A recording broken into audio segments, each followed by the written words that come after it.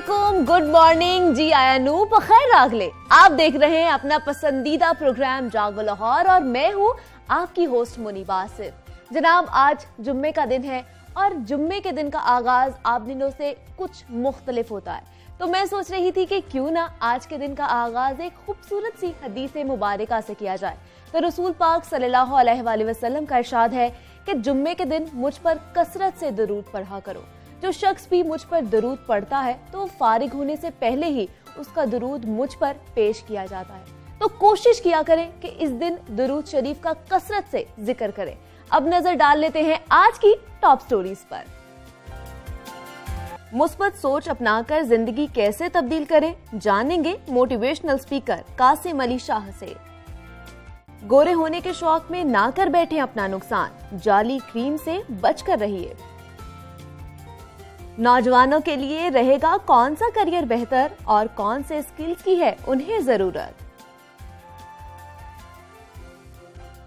और फवाद चौधरी भी निकले अर्तुगरुल के फैन। जनाब, टॉप स्टोरी आप जान चुके। आज हमने इन सब टॉपिक्स पर बात करनी है। कभी आपने सोचा है कि हम इतने आर्टिफिशियल क्यों हो गए हैं? ओरिजिनलिटी हम कहीं गुम हो गई है हमारे अंदर से। खोखलापन और बनावट आदी हो गए हम इस चीज के, और इसकी वजह यह भी है कि हम लोगों को समझ ही नहीं पाते, उनके जज्बात समझ नहीं पाते। बानो आपा क्या कहती हैं कि कोई तुमसे मोहब्बत लेने आए तो उसे मोहब्बत देना, उसे मोहब्बत सिखाने ना लग जाना। और जब बात होती है मोहब्बत की तो मौसम का इसमें बहुत ही इम्पोर्टेंट रोल है।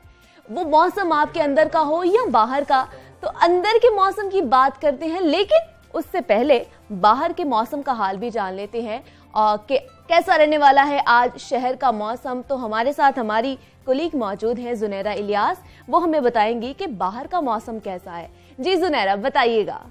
बिल्कुल मनीबा, कहा जा सकता है कि मौसम जो है काफ़ी दिलफरेब भी है और हल्की हल्की धीमी धीमी धूप से जो है मौसम मज़ीद खुशगवारी की साइड पे जा रहा है। और ये भी बताया जा रहा है कि महकमा मौसमियात की जानिब से फिर से ये पेशगोई की गई है कि दर्जा हरारत फिर से गिरने वाला है, क्योंकि हमने बारिश के दिनों में भी देखा कि दर्जा हरारत खासा ज़्यादा रिकॉर्ड किया गया, 10 तक रिकॉर्ड किया गया, कम से कम दर्जा हरारत जबकि ज़्यादा से ज़्यादा 17 से 18 में रिकॉर्ड किया गया। लेकिन अब फिर से खुशखबरी आई है कि सर्दी की जो लहर है उसमें फिर से जोर आएगा और उसके बाद सर्दी की जो शिद्दत है उसमें कमी आना शुरू हो जाएगी। हमने देखा कि जैसी बारिश खत्म हुई उसके बाद मौसम जो है खिल गया और उसके बाद सूरज ने भी आंखें दिखाना शुरू कर दी। लेकिन धीमी धीमी धूप से ये कहा जा सकता है कि मौसम में काफ़ी अच्छी तब्दीली हमने देखी और दर्जा हरारत भी काफ़ी ज़्यादा बेहतर रिकॉर्ड किया जाने लगा।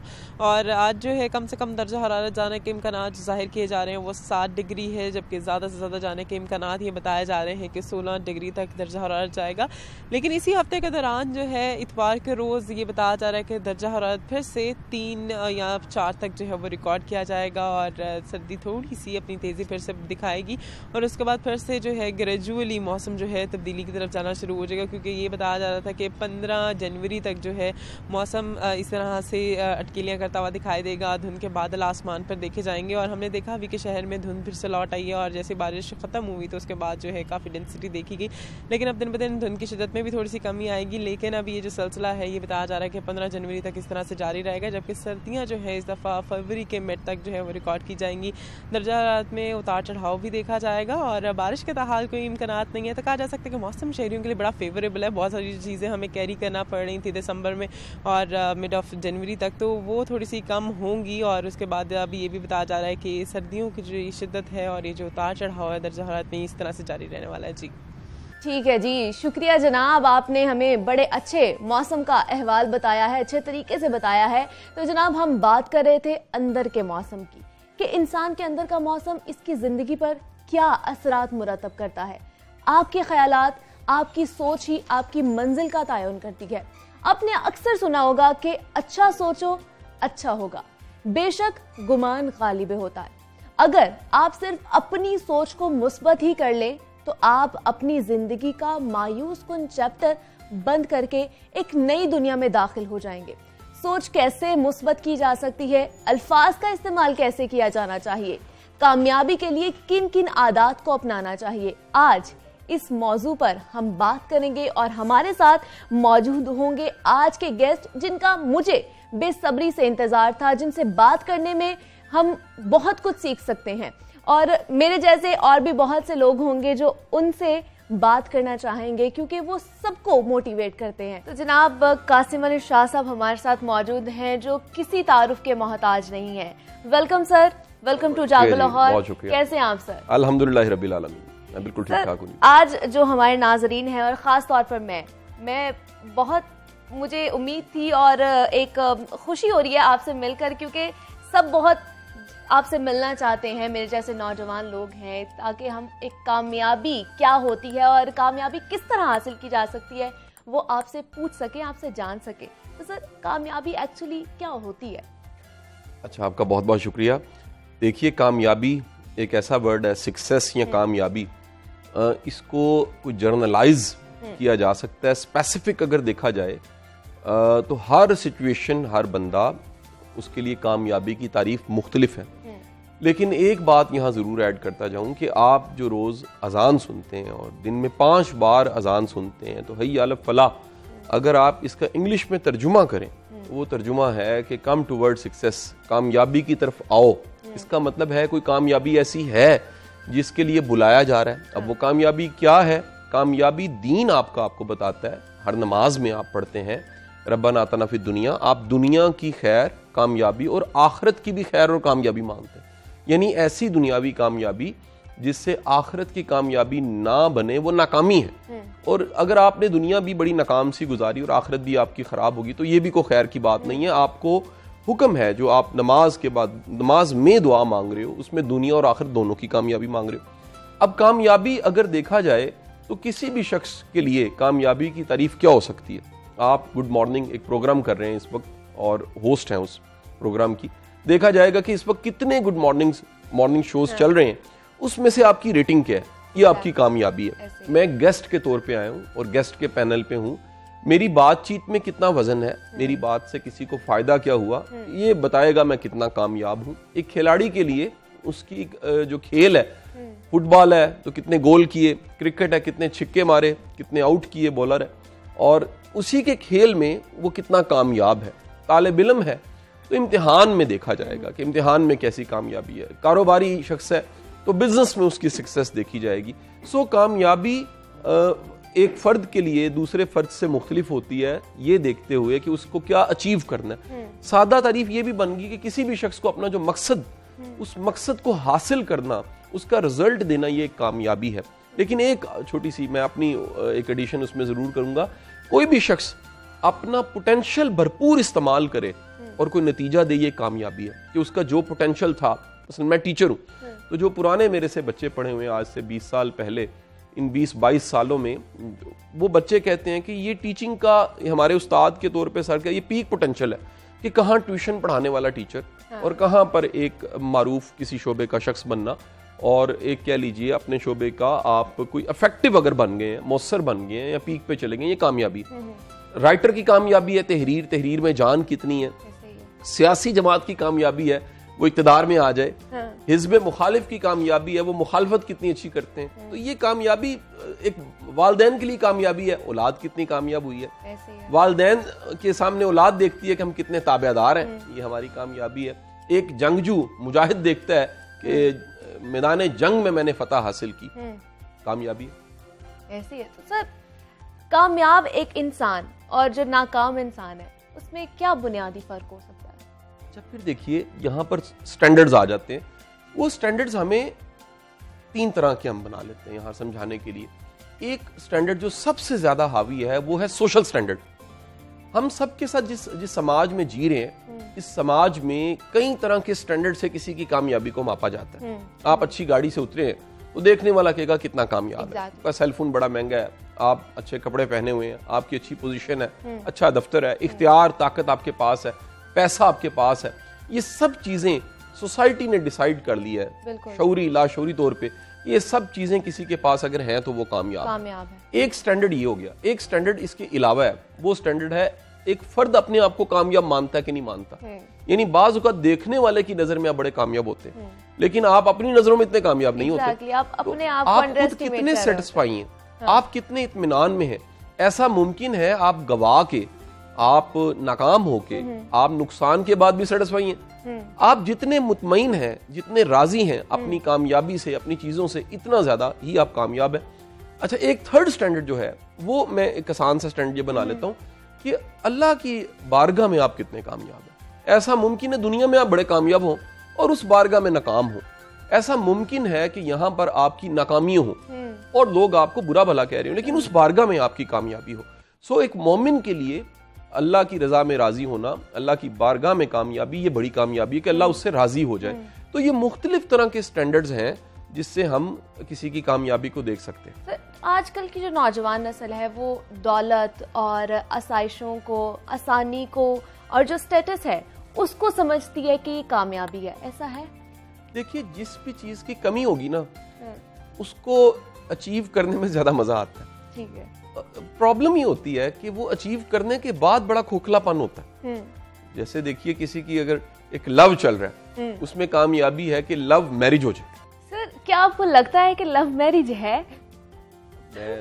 मुझे बताइएगा, क्या हेट मैरिज होती है? ये तो देखिए, इंसान वो शादी जो वालदैन की मर्जी से भी कर रहा होता है, उसमें भी अपनी मर्जी को शामिल करके ही करवाता है। ये तो मतलब चैलेंजिंग है कि हेट मैरिज तो मैंने कभी किसी की नहीं देखी। सही है। वो जो कामयाबी की हम बात कर रहे थे उसमें सोशल स्टैंडर्ड्स बहुत ज्यादा बन चुके हैं, और क्योंकि ये समाज हमारा, इसकी मटेरियलिस्टिक अप्रोच बहुत ज्यादा है। लोग मापते तोलते हैं चीजों को और उनकी कैलकुलेशन का म्यार अशिया है। आप ये देख लीजिए कि कोई भी शख्स जो बड़ा बाकिरदार और बड़ा करैक्टरफुल हो लेकिन मुआशी तौर पे बड़ा मजबूत ना हो, लोग उसको अच्छा नहीं समझते, हालांकि वो बड़ा एक अच्छा इंसान है। यानी शराफत को तोला नहीं जाता। और जब भी आप जिंदगी को नोटों से गिनने लग पड़ते हैं, जिंदगी को, आपके पास पैमाना जिंदगी को मापने का, जिंदगी को मौसर होने का और जिंदगी की कामयाबी को मापने का पैमाना सिर्फ और सिर्फ नोट और पैसे हों, ये बड़ी नाकामी है, ये बड़ी शदीद नाकामी है। तो मुआश जिंदगी का एक हिस्सा हो सकता है, और मुआश, आपको बड़ी एक पते की बात बताऊं, ये एक सी नहीं रहती, ये बदलती रहती है। अल्लाह ताला ने इंसान को जो रिस्क, पैसा, दौलत, शोहरत, चीजें, ये वक्त के साथ कहीं लिखी होती हैं। यानी आज आप प्रोग्राम में शुरू कर रहे हो, आज से 5 साल बाद पता नहीं कहाँ आपने होना है, और आज से इंशाल्लाह बेहतर होना है। इसी तरह जो लोग किसी भी शोबे में हैं, अगर उनके अंदर थोड़ी सी प्रोग्रेसिव अप्रोच है, यानी वो जिन हालात वाकयात में हैं उनकी कैद में नहीं जाते, वो कोशिश करते हैं कि नहीं, हमें कोई एक कदम आगे चलना है, हम भाग नहीं सकते, कोई मसला नहीं है, हम चलना शुरू कर दें, हम चल नहीं सकते, कोई मसला नहीं, हम रेंगना शुरू कर दें। अगर वो कोई ना कोई कोशिश किसी ना किसी शक्ल में एफर्ट करते रहते हैं तो रास्ते बनते जाते हैं।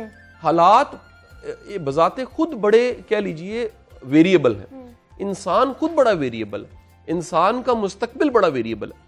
वो आज जिसमें आज हम सब बैठे हुए हैं, ये आज किसी माजी का मुस्तकबिल था, और ये आज के दिन में कल देखें तो एक मुस्तकबिल है, वो चेंज हो रहा है। उसमें इतने फैक्टर्स हैं, इतनी चीजें हैं, इतने हालातों वाकयात। ऐसा मुमकिन है कि जिस चीज से बड़े आप इंस्पायर हो और जब आप उसको अचीव करें तो पता लगे कोई इतनी खास भी नहीं थी। बिल्कुल ऐसा ही है। ये हमने कोशिश ज्यादा कर दी, हमने बड़ी प्राइस पे करके इसको अचीव किया, लेकिन कुछ ऐसा नहीं था कि इतनी प्राइस पे करनी चाहिए थी।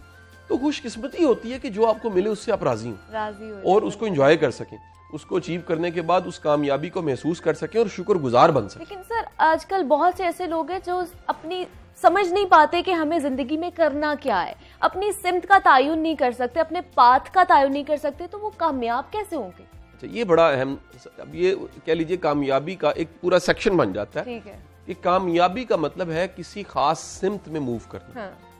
अब उस सिमत का कौन बताएगा, सवाल ये है। अच्छा, हम समझते हैं कि सिर्फ गाइडेंस से ही पता लग सकता है।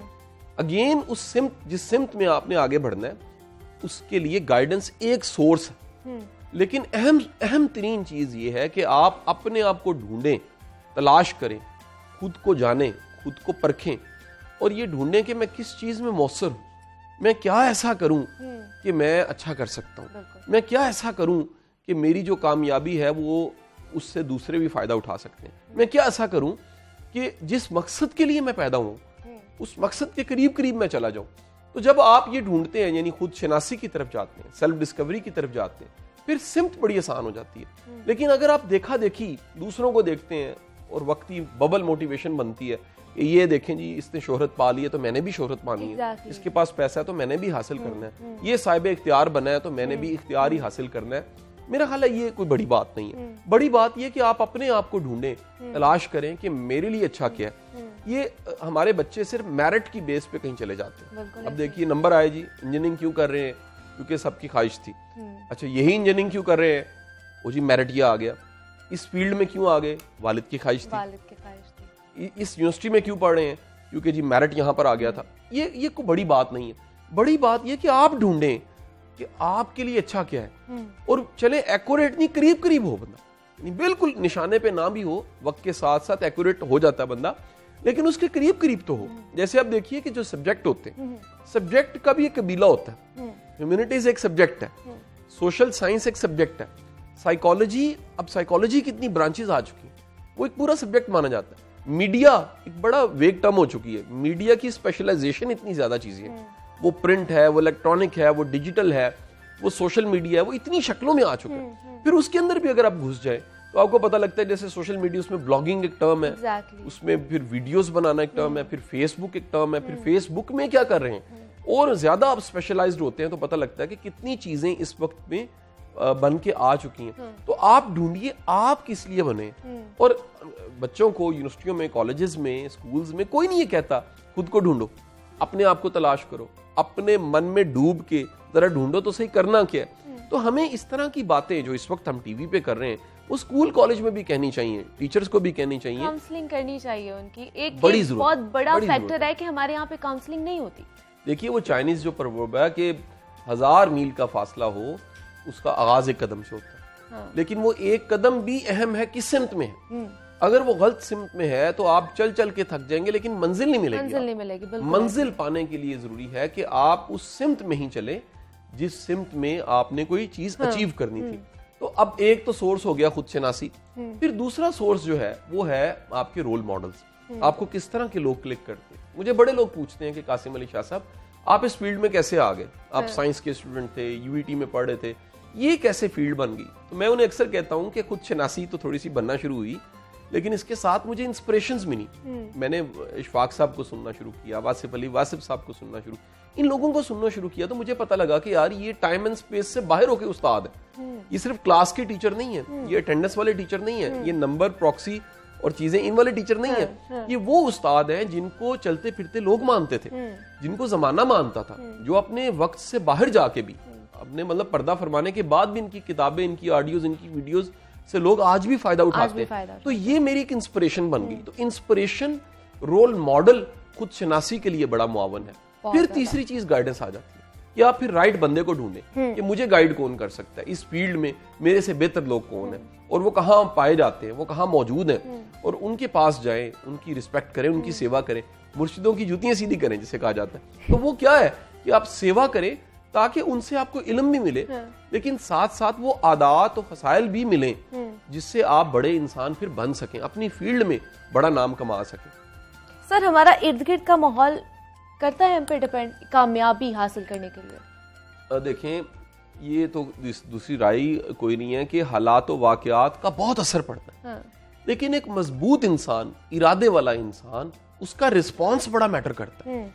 एक शख्स बैठा यहाँ, एक और साथ बैठा, एक ही वाकया दोनों के साथ होता है, दोनों का रद्द-ए-अमल मुख्तलिफ होगा। ऐसे ही है। एक शख्स घुरी डालता है, दो लोग देख रहे हैं, दोनों का रद्द-ए-अमल मुख्तलिफ होगा। बिल्कुल ऐसे। एक शख्स को गाली कोई निकाल देता है, दूसरे को भी गाली निकालता है, दोनों का रद्द-ए-अमल मुख्तलिफ होगा। ये जो रद्द-ए-अमल मुख्तलिफ होता है, ये रद्द-ए-अमल से पता लगता आने वाले वक्त कैसा होगा। तो एक बड़ा अच्छा जिम रॉन्स का जुमला कोट किया जाता है और कहा जाता है कि सेल्फ हेल्प पर्सनल डेवलपमेंट का इस सदी का जुमला सबसे बड़ा। वो कहा जाता है, जिम रॉन्स कहता था कि आपके साथ होने वाला वाकया वो नहीं बताता आने वाला वक्त कैसा है, बल्कि उस वाकये पे रद्द-ए-अमल बताता है कि आपका आने वाला वक्त कैसा है। यानी जेल में अगर आप जाएं तो बड़ी छोटी छोटी बातों से लोगों ने क्राइम कर दिया, मर्डर कर दिया, बंदा मार दिया, टांग तोड़ दिया, सर फोड़ दिया, और उस जुर्म की वजह से वो जेल में चले गए। वो सब की सब चीजें जिसको वो बर्दाश्त नहीं कर सके, बड़े लोग ऐसे हैं जिन्होंने बर्दाश्त किया, इग्नोर किया और आगे निकल गए। सो आपके साथ होने वाला वाकया बड़ा जरूरी है, लेकिन उस वाकये के साथ जो रद्द-ए-अमल है वो आने वाले वक्त को डिफाइन करता है। अब एक और बड़ी मजे की बात आपको बताऊं, ज्यादातर लोग हमारे माशरे में रिएक्टिव हैं। एग्जैक्टली उनका रिएक्शन है उनके अंदर, एक उनके अंदर गुस्सा है, उनके अंदर एक हसद है, उनके अंदर बुग़्ज़ है। अच्छा, अब जिसने इन चीजों को कंट्रोल कर लिया उसकी सेल्फ मैनेजमेंट अच्छी है। सो वो वाकयात जिस पे हसद, बुग़्ज़ या रिएक्शन या गुस्सा दिखाना था, जैसे वो कंट्रोल होता है आपकी डेस्टिनी डिफरेंट हो जाती है। सो बड़े इंसान में बर्दाश्त ज्यादा होती है, बड़े इंसान में सेल्फ कंट्रोल ज्यादा होता है। मैं एक छोटी सी मिसाल से इसे वाज़ह करना चाहूंगा। एक तारीख में मिसाल दी जाती है, एक ऐसी किताब में वाकया लिखा है, कहानी है लेकिन उसमें लेसन बहुत बड़ा। एक पीर साहब थे, उनके पास उनका मुरीद चला गया और उसने जाके कहा कि मुझे इसमें आज़म चाहिए। उन्होंने कहा कि तुमने क्या करना है इसमें आज़म? उसने कहा जी मैं इसमें आज़म पढ़ा करूंगा, जो चाहेगा वो हो जाएगा, यानी इतनी पावर मेरे पास आ जाएगी कि जो मैं चाहूंगा मैं वो कर लिया करूंगा। उन्होंने कहा कि ठीक है, इसमें आज़म मैं तुम्हें बाद में देता हूँ, लेकिन एक छोटा सा काम करो। ये एक छोटा सा लकड़ी का डब्बा है, इस डब्बे को तुमने संभालना है और तुमने कल आना है और इसको खोल के नहीं देखना तुमने। अब तजस्सुस भी था, वो डब्बा के लेकर चला गया, डब्बे को लेकर निकला तो डब्बे में से खुड़खुड़ की आवाज आए, खुड़खुड़ की आवाज आए, उससे रहा नहीं गया। तो घर जाके उसने देखा कि खोल के देखते हैं, कल डब्बा ले ही जाएंगे वापस। खुड़खुड़ की आवाज आ रही थी। जैसे उसने डब्बा खोला तो उसमें से एक चूहा था, वो निकल के भाग गया। उसने डब्बा पकड़ा, बड़ी शर्मिंदगी के साथ अगले दिन आया और आके कहने लगा पीर साहब उसमें तो चूहा था। और वो चूहा जो है वो जैसे ही भागा मुझे बड़ी शर्मिंदगी में लेकर आ गया। पीर साहब ने कहा पुत्र एक डब्बे दा चूहा दे तू साम नहीं सकता, इसमें आज़म की तू सामेगा। आप जिंदगी में छोटी छोटी चीजों को कंट्रोल नहीं कर सकते। आप लोगों के अगर बुरे रवैये हैं उसको इग्नोर नहीं कर सकते। बिल्कुल लोग तनकीद करते हैं, इसको इग्नोर नहीं कर सकते। बिल्कुल। लोग रास्ते में रुकावटें रखते हैं, इग्नोर नहीं कर सकते। लोगों के हसद और बुग़्ज़ को देखते हुए इग्नोर नहीं कर सकते। किसी के बुरे बदफेली को, बुरे अमल को आप इग्नोर नहीं कर सकते। अब बड़े इंसान कैसे बन सकते? सो बुनियादी तौर पे हालात व वाकयात कोई शक नहीं है कईयों की तकदीर को लिख रहे होते हैं, लेकिन कई इसमें ऐसे बड़े लोग होते हैं, ऐसे जज्बे वाले लोग होते हैं, ऐसे हिम्मत वाले लोग होते हैं जो हालात व वाकयात के अमल पे अपना जो रद्द अमल है वो जरा हट के बना देते हैं। वो ऐसा हट के बनाते हैं कि फिर जमाना कहता है कि यार देखो कितने मुश्किल हालात से निकल के कहां तक पहुंच गए। एग्जैक्टली। आप किसी भी चीज में रात को अगर आपने स्टार्ट किया आप सुबह कामयाब नहीं हो सकते, आपको मेहनत करनी पड़ती है। सर मेरे जैसे जो स्टूडेंट्स हैं या मेरे जैसे नौजवान जो है वो ये जानना चाहेंगे कि कामयाबी कभी मिलती है, कभी नहीं भी मिलती, कभी आप हार भी जाते हैं, लेकिन क्या आपको थकना चाहिए इस रेस में? ये बड़ी अच्छी बात आपने कही कि कामयाबी मिलती है और कभी नहीं मिलती। मेरा मानना ये है कि आपको कभी डिजायर रिजल्ट मिल जाता है, अच्छी बात है। जब ना मिले तब भी एक चीज मिलती है, उसका नाम सबक होता है, लेसन। यानी ये नहीं हो सकता कि आपने कुछ किया है और होने के बाद जो नाकामी हुई है उस नाकामी से आपने कुछ सीखा ना हो। इंसान को नाकामी भी सिखाती है, इंसान को गलतियां सिखाती हैं। कोई शख्स जो मैच्योर है, यानी मैं अक्सर टीवी करूं और मैं जो मेरे साथ जूनियर्स हैं, कोलीग्स हैं, उनसे पूछता हूं कि आपने अभी तक क्या सीखा? तो जिसने जरा कम सीखा होता है ना वो भी जूनियर ही होता है। जो गलतियों से सीखने लग पड़ता है वो सीनियर होने लग पड़ता है, वो मैच्योर हो जाता है। यानी जहानत, किसी का जीनियस होना, किसी का बड़ा अक्लमंद होना, उसकी सबसे बड़ी निशानी उसने अपनी गलतियों से कितना सीखा है। जितना गलतियों से सीखा है वो दूसरों से हटके होगा, वो दूसरों से मुनफरिद होगा। सो आप कभी कामयाब होते हैं, यानी डिजायर रिजल्ट मिलता है आपको जो आपने टारगेट बनाया हुआ, और कभी आपको वो रिजल्ट नहीं मिलता बल्कि आपको सबक मिल जाता है।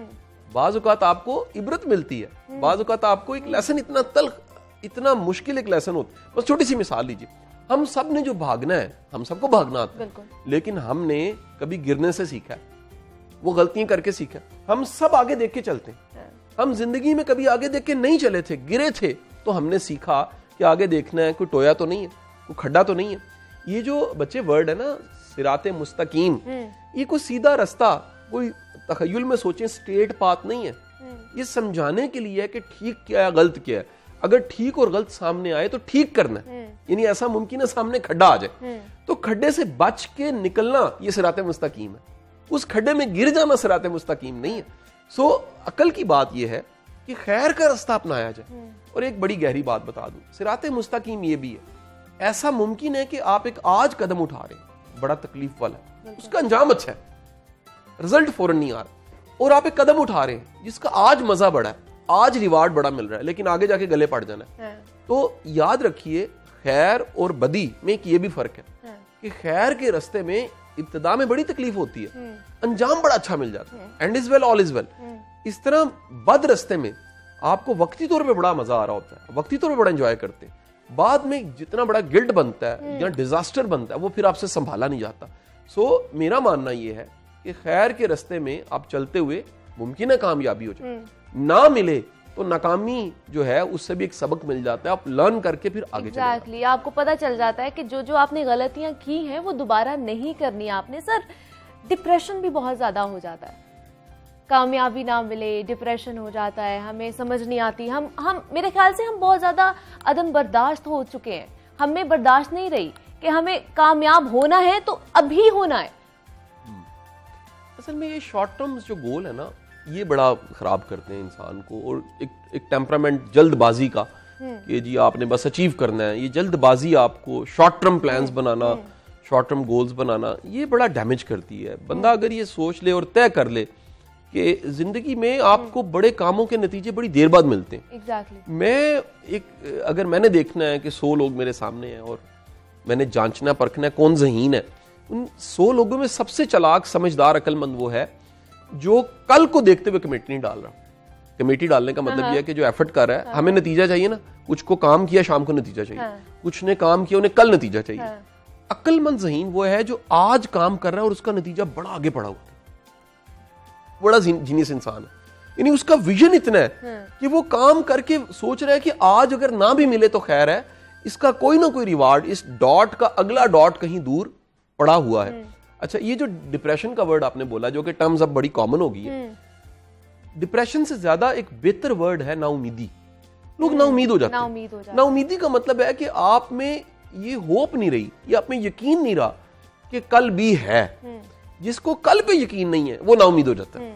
अपने कल पे यकीन रखिए, और कल पे यकीन रखने के लिए जो बड़ा सादा सा कदम है वो ये है, अपने माजी को देखिए जो रब की जात कल पालती रही है, जो कल असबाब पैदा करती रही है, जो कल हालात और वाकयात में ऐसे लोग ऐड करती रही है, जो यहां तक ले आई रब की जात, वो आगे भी तो लेकर जाना है। एग्जैक्टली। तो ये कल के लिए उम्मीद पैदा होना, कल के लिए खैर को सोचना, और कल के लिए ये सोचना कि कुछ दरवाजे खुल जाएंगे, कल के लिए ये सोचना कि कोई रास्ते बन जाएंगे, ये उम्मीद पैदा करता है। और उम्मीद बड़ी जरूरी है। ये याद रखें कि ना उम्मीद करने वाला शैतान है, ना उम्मीदी को कुफर भी इसलिए कहा गया। किस तरह पॉजिटिव रह सकते हैं? आपको पता है कि अब ये कोरोना के हालात चल रहे हैं, लोग बेरोजगार हुए हैं, जो कामयाब थे वो भी थोड़ा नीचे आ गए, उनके स्केल जो है, किस तरह पॉजिटिव रह सकते हैं इन हालात में? हम देखिए, इन हालातों वाकयात में वो बंदा जिसने इस कोविड के 8-9 माह को प्रेपरेशन नहीं समझा, अपनी तैयारी नहीं समझा, जिसने अपनी स्किल्स को पॉलिश नहीं किया, जिसने नई अपॉर्चुनिटीज को नहीं ढूंढा। मुझे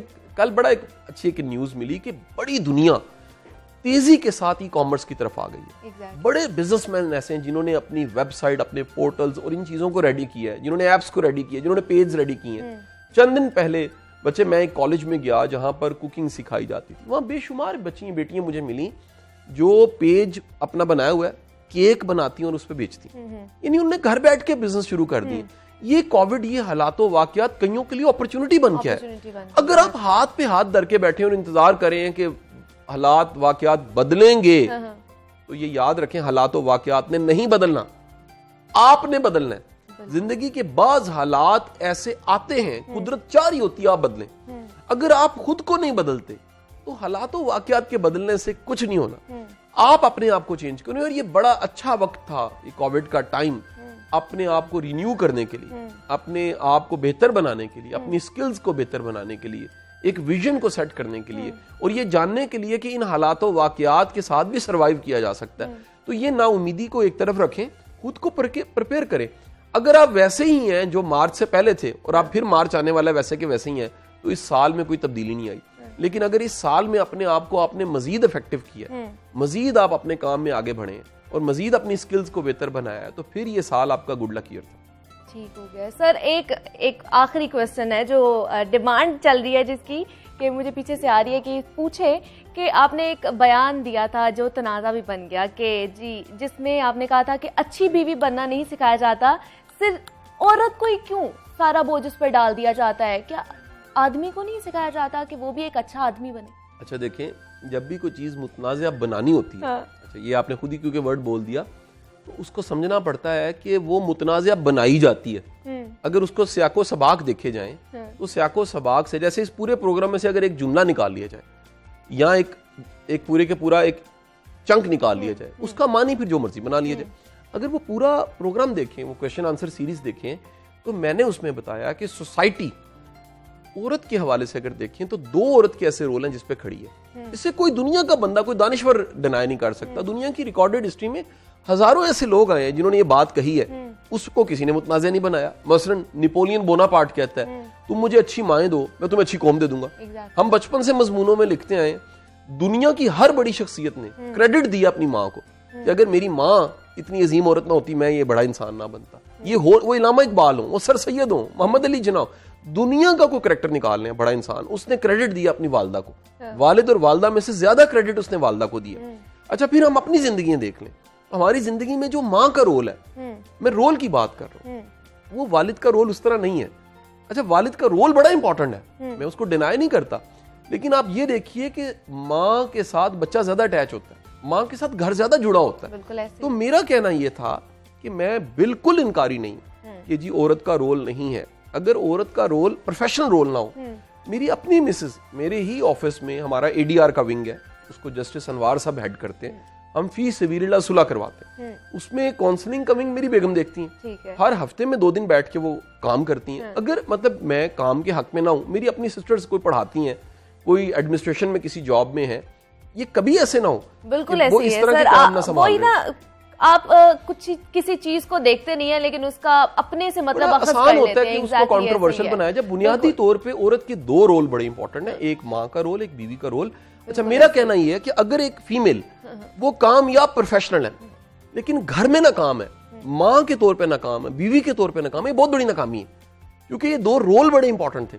मर्द का रोल कमाने का, जिम्मेदारियां पूरी करने का। कासिम अली शाह साहब, बहुत शुक्रिया, आज हमने आपसे बहुत कुछ सीखा है। मतलब मेरी तो ख्वाहिश पूरी हो गई है कि उनके सामने बैठकर मैंने उनसे वो सवाल किए हैं जो मैं जानना चाहती थी, जो आप लोग जानना चाहते थे, और बहुत कुछ हमने आज कामयाब होने के हवाले से सीखा है कि किस तरह हम कामयाबी हासिल कर सकते हैं और एक्चुअली कामयाबी है क्या। कासिम अली शाह साहब, बहुत शुक्रिया आपका हमें टाइम देने के लिए। जनाब, यहाँ वक्त हुआ एक ब्रेक का।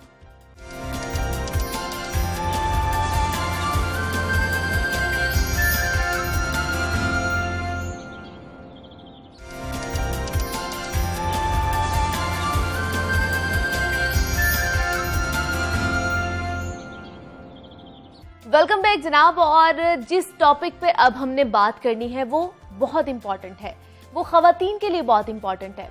काला, कालू, कलमोही, तुम्हारा तो रंग ही सांवला है, वो तो काली है, ये वो अल्फाज हैं जो आपने जिंदगी में कभी ना कभी जरूर सुने होंगे।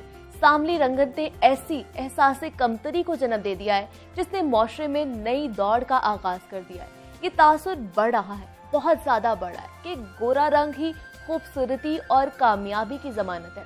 इसीलिए रंग गोरा करने वाली क्रीम्स का इस्तेमाल बढ़ चुका है, जबकि कुछ अनासर जाली और गैर मयारी क्रीम्स बाजार में लाकर लोगों की जिल्द और जज्बात दोनों के साथ ही खेल रहे हैं। ये रंग गोरा करने वाली क्रीम्स इंसानी जिस्म और दिमाग पर क्या असरात मुरतब करती है, इस टॉपिक पर बात करनी है। हमारे साथ मौजूद हैं जावेद सिस्टर्स हैं, दोनों बहनें हैं, डॉक्टर सनिया हैं जो डर्मेटोलॉजिस्ट हैं, और उनके साथ मौजूद हैं सहरिश जावेद जो कॉस्मेटोलॉजिस्ट हैं। दोनों को मैं खुशामदीद कहती हूँ जागो लाहौर में। बहुत शुक्रिया हमें टाइम देने के लिए। कैसी हैं आप? बिल्कुल ठीक, अल्लाह का शुक्र। आप कैसी हैं? अब मुझे ये बताएं कि आप में से सनिया कौन है और सहरिश कौन है? जी, मैं डॉक्टर सनिया जावेद और ये है सहरिश। ठीक है। और कॉस्मेटोलॉजिस्ट कौन है और डर्मेटोलॉजिस्ट कौन है? ये डर्मेटोलॉजिस्ट है, कॉस्मेटोलॉजिस्ट। ठीक है जी, जावेद सिस्टर्स हैं आज हमारे पास, और जो टॉपिक है वो बहुत इंपॉर्टेंट है। सुनिए, मुझे बताएं कि गोरा रंग बहुत इंपॉर्टेंट है क्या? अच्छा, पहले तो थैंक यू सो मच, आपने शो में इनवाइट किया और इतना अच्छा टॉपिक आप लेके आए हैं, क्योंकि जब रूटीन में हम प्रैक्टिस में देख रहे होते हैं तो कह लें 70% पेशेंट्स जो हैं या तो गोरे रंग के लिए आते हैं या गोरा रंग करने के लिए जो चीज़ें उन्होंने यूज़ की होती हैं उसके डैमेज से आते हैं। तो टू मी ये एक बहुत इम्पॉर्टेंट टॉपिक था और इसीलिए मैंने पहली ही गो में आपको यस किया कि जी मैं ये ज़रूर करना चाहती हूँ, बिकॉज ये हमारी सोसाइटी में इस मौजू के ऊपर बात करना बहुत ज़रूरी है। पहली बात तो मेरा हमेशा यही होता है कि जो चीज़ भी अल्लाह ताला ने आपको दी है, आपका रंग, आपके बाल, आपकी हाइट, जैसा भी अल्लाह ताला ने आपको बनाया है उसको एक्सेप्ट करना सीखें, उसको इम्प्रूव करें, ना कि आप एक आर्टिफिशियल चीज़ की तरफ चले जाएं। सांवली रंगत में एक अपनी ब्यूटी है, गोरे रंग में भी अपनी ब्यूटी है, लेकिन सांवली रंगत में भी एक अपनी ब्यूटी है। आपने देखा होगा कि अंग्रेज नॉर्मली प्रेफर करते हैं कि हम एशियन की स्किन टाइप हैं और हम एशियंस गोरे रंग की तरफ भाग रहे होते हैं। तो इसकी वजह से मार्केट में अब ये सारी क्रीम्स और ये सब चीज़ें जो अवेलेबल हैं, मोस्ट ऑफ दोज क्रीम्स नुकसान देने वाली हैं और इसके नुकसान पे हम आगे बात करते हैं, बात करेंगे। सहरिश, मुझे बताइए, आपके पास पेशेंट्स आते होंगे, बिल्कुल, किस तरह की डिमांड करते हैं? मतलब उनको किस तरह, क्या गोरा रंग का क्या कंसेप्ट आ गया हुआ है? ज्यादातर जो मैंने देखे हैं क्लाइंट्स, वो ऐसे नहीं है कि जिनको खुद से बहुत शौक है, उनको इधर उधर से एहसास दिलाया गया और बहुत दूर जाने वाली बात नहीं है, घर में अपनी ही माँ या अपनी बहन, इन लोगों की तरफ से बोलते हैं जी, अगर बहन काली है, थोड़ी सी सांवली है, तो हमारी अम्माएं बोलती हैं जी क्रीम लगाने शुरू कर दो, वाइट हो जाओगी तुम। या हम बाहर जाते हैं, हमारे इर्द गिर्द जो हमारी फ्रेंड्स होती हैं वो हमें बोलती हैं कि यार तुम फेशियल क्यों नहीं कराती, तुम ये क्रीम लगा लो, तुम वो क्रीम लगा लो। कितनी खतरनाक है ये खतरनाक सिर्फ फिजिकली नहीं है, साइकोलॉजिकली भी है, क्योंकि पहले एक होप होती है कि जी क्रीम लगाएंगे और उसके बाद रंगत गोरी हो जाएगी। वो रंगत तो गोरी होना शुरू हो जाती है, लेकिन 3-4 हफ्ते के बाद, महीने 2 महीने के बाद साइड इफेक्ट्स आना शुरू हो जाते हैं। तो वो जो साइकोलॉजिकल इश्यूज भी चल रहे होते हैं साथ, वो मजीद एनहांस हो जाते हैं। और ये सिर्फ लड़कियों में नहीं, अभी हम लोग देख रहे हैं हमारे पास मेल क्लाइंटेज भी आना शुरू हो गई है इस चीज़ के लिए। तो सनिया मुझे बताएं, क्रीम्स लगाना है जरूरी है? ज़रूरी इन अ सेंस, जो मैं अपने हर क्लाइंट को कहती हूँ कि सबसे ज़्यादा ज़रूरी सन ब्लॉक लगाना है। वो आपकी स्किन को प्रोटेक्टेड रखता है। लोग अगर मैं इस टॉपिक पे ही रहूँ और इस पे बात करूँ तो उस पे ये है कि जो लोग रंग गोरा करने वाली सब स्टैंडर्ड प्रोडक्ट्स मार्केट में यूज़ कर रहे हैं, जो दे रहे हैं, सेल कर रहे हैं, टीवी पे प्रमोट हो रही हैं, हर जगह एड्स लगे हुए हैं, बेसिकली ये इशू प्रमोट करने वाले की तरफ से आ रहा है, क्योंकि देखने वाले को तो चाम नजर आ रहा है। exactly. और फिर हमारी सोसाइटी में ये इशू, जैसे सैरिश ने भी कहा, आपने भी बताया कि एक सोसाइटी की तरफ से ही एक पुश आता है कि जी रंग गोरा किया जाए। कई माएँ अपनी बेटियों को, बेटों को लेके आती हैं, डॉक्टर साहब इसकी शादी नहीं हो रही, इसका रंग गोरा करें। तो हमेशा मैं कभी भी गोरे रंग पे नहीं जाती, मैं कहती हूँ जो आपका कलर है उसको एनहांस करें, उसको इम्प्रूव कर लें, उसको नीट कर लें, क्लियर करें, हेल्दी करें। किस तरह? सबसे इम्पोर्टेंट है कि आपकी सन प्रोटेक्शन होनी चाहिए in the form of sun blocks. और दूसरी चीज़, हाइड्रेशन, मॉइस्चराइज अच्छा रखें, कोई भी अच्छा सीरम, क्योंकि अब क्रीम से ज़्यादा हम सीरम्स पे स्विच कर गए हैं, बिकॉज सीरम के रिजल्ट्स अच्छे आते हैं, सीरम की एब्जॉर्प्शन अच्छी होती है, तो उसकी वजह से हमें रिजल्ट्स भी अच्छे आते हैं। तो इसलिए आई प्रेफर कि आप instead of going for the creams, आप क्रीम्स की बजाय सीरम्स यूज़ करें, उसके रिजल्ट्स अच्छे आते हैं। स्टिल जहाँ पे मुझे लगे कि कोई अफोर्ड नहीं कर पाता सीरम्स, तो हम फिर वहाँ पे अच्छी क्वालिटी की मेडिकल क्रीम्स एडवाइस कर देते हैं। अब एक और इशू है कि हमारे मेडिकल में भी कई जो डॉक्टर्स भी देते हैं, क्रीम्स प्रिस्क्राइब करते हैं, उनमें भारी मिकदार में स्टीरॉयड, मर्करी, आर्सेनिक डला होता है। इनके लगाने से इफ़ेक्ट तो ये आता है कि 3 दिन के बाद कलर इम्प्रूव होना शुरू हो जाता है, स्किन बेहतर होना शुरू हो जाती है, लेकिन कुछ दिनों के बाद ही साइड इफ़ेक्ट्स भी आना शुरू हो जाते हैं। एक टाइम फिर ये आता है कि उन क्रीम्स का इफ़ेक्ट होना बंद हो जाता है, चेहरे के ऊपर दाग धब्बे या कह लें कि कहीं कहीं पैचेस आना शुरू हो जाते हैं, और उससे भी बड़ा मसला चेहरे पे बाल आना शुरू हो जाते हैं। अच्छा, ये तो माइनर सी चीज़ें जो सामने नज़र आ रही होती हैं। जब लोग बाज ना आए लगाने से, लाइक वो इसको रिपीटेडली यूज़ करते ही चले जाएं, तो छाइयाँ, चेहरे पे कील, महासे, चेहरे पे खून की नालियाँ नुमाया हो जाती हैं। सबसे बड़ी अलामत जो नज़र आ रही होती है, पेशेंट आके कंप्लेंट करते हैं, डॉक्टर साहब धूप में जाएं, चूल्हे के सामने जाएं तो चेहरे से सेक निकलना शुरू हो जाता है। इट शोज़ कि उनकी स्किन पतली हो चुकी है, स्किन पे खून की नालियाँ नुमाया हो जाती हैं, गुलाबी रंग की बजाय वो सुर्ख रंग में तब्दील हो जाता है। तो ये सारे इसके नुकसान आते हैं। ये वो हैं जो हमें बज़ाहिर नज़र आ रहे होते हैं। अब ये मरकरी, स्टीरॉयड, ये सारी चीज़ें जो हैं जब जज्ब होती हैं हमारे खून में, तो ये किडनीज़ को भी डैमेज करती हैं। तो ये सारे जो मिलजुल के असरात होते हैं, अल्टीमेटली आपकी अपनी सेहत को, अपनी स्किन को ना सिर्फ बल्कि ओवरऑल आपकी वेलबींग को भी डैमेज करते हैं। और जो लोग इसको यूज़ करते चले जाएं, सबसे बड़ा जो नुकसान फिर एंड पे आता है, ये कैंसर कॉजिंग प्रोडक्ट्स होते हैं। अल्टीमेटली स्किन का कैंसर होने के चांसेस बढ़ जाते हैं। तो इसलिए हमेशा मैं अपने पेशेंट्स को ये सारी बातें समझाती हूँ कि प्लीज़ इन चीज़ों को फॉलो करें और इस चीज़ को यूज़ ना करें। और अगर एक चीज़ आपको मैंने समझाई है, आगे भी लोगों को जाके समझाएं ताकि वो लोग इस चीज़ से बचें। एग्जैक्टली, एक चेन बन जाती है ना। अगर आपको डॉक्टर कुछ बता रहा है तो सोच समझ कर ही बता रहा है, वो अपने प्रोफेशनल में मतलब वो माहिर है उस चीज में, आप वो नहीं कर सकते जो डॉक्टर आपको बता सकता है। सरिश, आपके पास लोग आते होंगे, कॉस्मेटोलॉजिस्ट हैं आप, क्या डिमांड करते हैं लोग आपसे आके? हमें इस तरह की चीज चाहिए, रंगत के हवाले से मेजॉरिटी है कि हमें गोरा करना है और हम इंस्टेंट हमें रिजल्ट चाहिए गोरे होने के, और लोगों का फोकस चेहरे के ऊपर होता है, बाकी कोई इतना खास फोकस नहीं होता। ठीक है। तो इसके अलावा लेकिन ग्लो आजकल जो है थोड़ा सा मैंने देखा ट्रेंड चेंज हुआ है कि ग्लो में शिफ्ट हो गई है वो चीज़। अच्छा, तो ये क्या सिर्फ औरतें आती हैं या मर्द भी इस दौड़ में शामिल हो चुके हैं? मर्द भी है लेकिन कम है, अभी फिलहाल कम है। लेकिन लगता है आने वाले दौर में जो है वो भी बराबर में। आजकल तो ये इंजेक्शन भी आजकल आए हुए हैं, वाइटनिंग इंजेक्शंस भी हैं, झुर्रियां कम करने वाले इंजेक्शंस भी हैं, उनके नुकसान हैं? अगर क्वालिटी प्रोडक्ट यूज नहीं हो रही है, सही तरह से उसको मॉडरेट नहीं किया जा रहा है, उसको देखा नहीं जा रहा है, तो फिर उसके ज़्यादा नुकसान आते हैं। इसी मार्केट में अब चाइनीज प्रोडक्ट्स, इस तरह की जो डिफरेंट सब स्टैंडर्ड प्रोडक्ट्स है ना, बहुत आम मिल जाते हैं। इवन कॉपी प्रोडक्ट्स मिलना शुरू हो गए हैं, एग्जैक्ट सेम कॉपी होगी और उसके साइड इफेक्ट्स डेफिनेटली आते हैं। इसलिए हमेशा जो है मैं यही कहती हूँ कि आप चेक करें डॉक्टर के पास जाने से पहले, आप जिनके पास भी जा रहे हैं वो क्वालिफाइड हैं या नहीं। अब हम लोग हमारे क्लिनिक पे इट्स अ ट्रेंड कि हम लोगों के क्लिनिक पे टेक्नीशियन हैंडलिंग नहीं है, हम लोगों ने कोई टेक्नीशियंस नहीं हमारे काम करते जो डॉक्टर के करने वाले हों, इसलिए हमारे जो भी चीज़ हो हम लोग खुद ही हैंडल करते हैं। सेकेंडली ये जो आप बात कर रहे हैं ये क्रीम्स का, जो जिस तरीके से सैरिश ने बताया कि लोग ग्लो की डिमांड करते हैं, कई क्लाइंट कुछ बाज़ दफ़ा आते हैं ऐसे जो कहते हैं हाइड्रा फेशियल एक बहुत कॉमन सा एक हो चुका है, तो आके कहते हैं हाइड्रा फेशियल हुआ तो रंग गोरा हो जाना चाहिए। और मैं अनफॉर्चुनेटली देखती हूँ कि कई क्लिनिक्स, अच्छे क्लिनिक्स कभी भी ऐसे नहीं करते, अच्छे डॉक्टर्स कभी भी ऐसे नहीं करते, लेकिन जो काम इस तरीके से कर रहे हैं कि वो लोग हाइड्रा फेशियल में इन्हीं क्रीमों को ऐड करते हैं, चेहरे के ऊपर लगा के 15 मिनट छोड़ देंगे और मसाज हो रहेंगे, तो ऑब्वियसली उसे रंग तो गोरा होना है।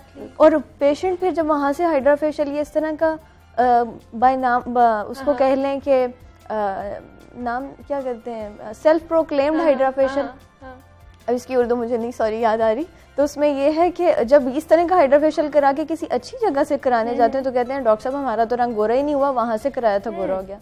तो ये चीज़ें क्लिनिक्स पे भी यूज हो रही हैं जो सब स्टैंडर्ड काम कर रहे हैं। अनफॉर्चुनेटली अच्छे डॉक्टर्स, अच्छे क्लिनिक वाले कभी भी इस तरह की चीज़ को ना प्रमोट करते हैं ना यूज़ करते हैं, और same goes for our clinic. हमारे क्लिनिक पे कभी भी हमने कोई इस तरीके की सब स्टैंडर्ड चीज़ नहीं यूज़ की, ना हम कभी रिकमेंड करते हैं। तो ये जो गैर म्यारी क्रीम्स आ रही हैं, कैसे पता चलेगा इसका कि ये इफेक्टिव है कि नहीं है हमारी स्किन के लिए?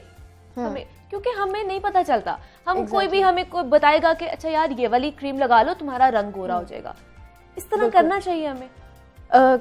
सबसे इजी टिप है कि जब भी आप कोई नुकसानदेह चीज़ अपनी स्किन पे लगाएंगे, आपको 3-4 दिन के अंदर अंदर उसके रिजल्ट्स आना शुरू हो जाएंगे। दिस इज़ द फर्स्ट की पॉइंट जो यहीं से आप पिक कर लेते हैं कि इसके अंदर कोई हार्मफुल कंपाउंड डला हुआ है। इंटरनेशनल प्रोडक्ट को यूज़ कर लें, कोई भी आप अच्छा प्रोडक्ट यूज़ कर लें, आपको रिजल्ट्स 2 वीक्स के बाद आना शुरू होते हैं उसके। तो हमेशा आपने जब भी पिक करना हो कि ये चीज़ अच्छी है या बुरी है, आप जब लगाएंगे आपको 3-4 दिन में रिजल्ट आ रहे हैं, तो वहीं आपका बल्ब ऑन हो जाना चाहिए दिमाग का कि जी ये चीज़ नुकसानदेह और ये मुझे डैमेज करेगी। एग्जैक्टली। तो उस तरीके से वी कैन पिक कि हाँ जी ये चीज़ मेरे लिए फ़ायदेमंद है और ये चीज़ नुकसानदेह है, अगर तो किसी को नहीं एजुकेशन उस चीज़ की। लेकिन अगर आपको पता है, क्योंकि मेडिकेटेड चीज़ें, अच्छा डॉक्टर आपको कभी नुकसानदेह चीज़ नहीं रिकमेंड करेगा। एग्जैक्टली। हमेशा आजकल ये हाइड्रा फेशियल की बात कर रही हैं सनिया, वो भी चल रहा है, उसके बाद PRP भी चल रही है, बहुत सारे लोग आ रहे, ये इफेक्टिव है? इसके नुकसानात भी हैं? नुकसानात सिर्फ उस सूरत में हैं अगर हाइजीन कंडीशंस ठीक नहीं है, अगेन टेक्नीशियंस के हाथों में है जो लिटरली 1 to 3 स्टेप्स सारे हर तरह की स्किन टाइप पे यूज़ कर रहे हैं, कस्टमाइज नहीं है कुछ। और हाइजीन में कि इन चीज़ों में जैसे हाइड्रा फेशियल है, टिप्स जो हैं वो डिस्कार्ड हो जाती हैं हर क्लाइंट के पास, जो होनी चाहिए वो रीयूज़ हो रही होती हैं चीज़ें। फिर जो अगेन इनमें जो सीरम्स और प्रोडक्ट्स हैं वो क्वालिटी वाली हैं या नहीं है। फिर जैसे उन्होंने बताया डॉक्टर सनिया ने कि क्रीम्स, वो चीज़ें और पॉलिशर्स और ये सब कुछ भी यूज़ हो रहा है हाइड्रा फेशियल्स के साथ, उनके फिर आफ्टर इफेक्ट्स आते हैं। हमारे पास बहुत सी कंप्लेंट्स आती हैं जी वहाँ पे हाइड्रा फेशियल सस्ता था, हम गए हैं, रिजल्ट तो बहुत अच्छा था, अब पोर्स खुल गए हैं, छाइयाँ पड़ गई हैं, एक्ने निकल आया है। तो ये सारे नुकसानात होते हैं। अगर उसको सही तरह से किया नहीं जा रहा। तो ये आजकल पहले देखने में आता था कि सर्जरी करवा ली जाती थी, अगर आपने आंखें बड़ी करनी है या आपको होंठ बड़े करने हैं तो आप सर्जरी करवा लें। आजकल इसका रवाज कम है या और ज़्यादा बढ़ गया? सर्जरी से ज़्यादा अब फिलर्स और उन चीज़ों पे नॉन इन्वेजिव जो चीज़ें हैं उनके ऊपर आ गया है और बढ़ चुका है ये। बढ़ चुका है, काफ़ी बढ़ चुका है। एग्जैक्टली मतलब ऑब्वियसली आप अपनी स्किन के साथ खेल रहे हैं, बिल्कुल ऐसा ही है ना सनिया, खेल रहे हैं आप। तो किस तरह हम इनको कहें कि यार आप नहीं करें ऐसे? मेरे ख्याल में अगर आप स्किन के साथ अगर खेलना चाहते हैं तो अच्छे तरीके से खेलें, ठीक है, क्वालिटी प्रोडक्ट के साथ खेलें, अपनी हेल्थ पे सस्ते के चक्कर में कॉम्प्रोमाइज़ ना करें। ये चीज़ें अनडाउटेडली अब कॉमन इसलिए हो गई हैं क्योंकि इजी अप्रोच है, नॉन सर्जिकल वेज आ गए हैं। हम फिलर लगाएं या लिप्स का साइज़ जैसे बाज़ लोगों के थिन हो जाते हैं, आईब्रोज कोई चाह रहा है बहुत ढलकी हुई है। मैं नॉर्मली इन चीज़ों को अवॉइड करती हूँ और मैं ये कहती हूँ कि जो आपको दिया है अल्लाह ताला ने उसको आप इम्प्रूव कर लें और उसको आप चेंज ना कराएं, ठीक है। लेकिन ये कि बाज़ दफ़ा लोगों की डिमांड नहीं डॉक्टर साहब आप कर दें, ठीक है, तो उसमें फिर मजबूरन ऑब्वियसली हमें उनकी क्लाइंट की अकॉर्डिंग टू द डिमांड करना पड़ता है। बट ये है कि always go for the quality product and authentic doctor.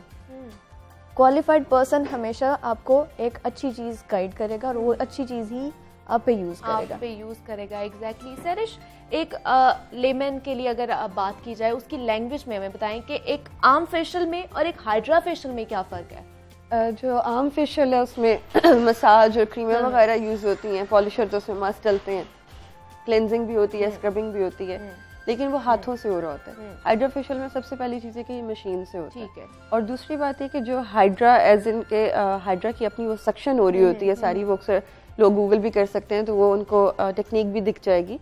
उसमें पोर्स जो हैं वो डीपली क्लेंस भी हो रहे होते हैं सक्शन के थ्रू, और उसमें लिक्विड्स जा रहे होते हैं, सीरम्स जा रहे होते हैं, hydra as in stands for पानी, तो पानी भी जा रहा होता है, और एट द सेम टाइम वो चीज़ों को एक्सट्रैक्ट भी कर रहा होता है और हम साथ साथ स्किन के अंदर चीज़ें डाल भी रहे होते हैं, इन्फ्यूज़ कर रहे होते हैं स्किन के अंदर।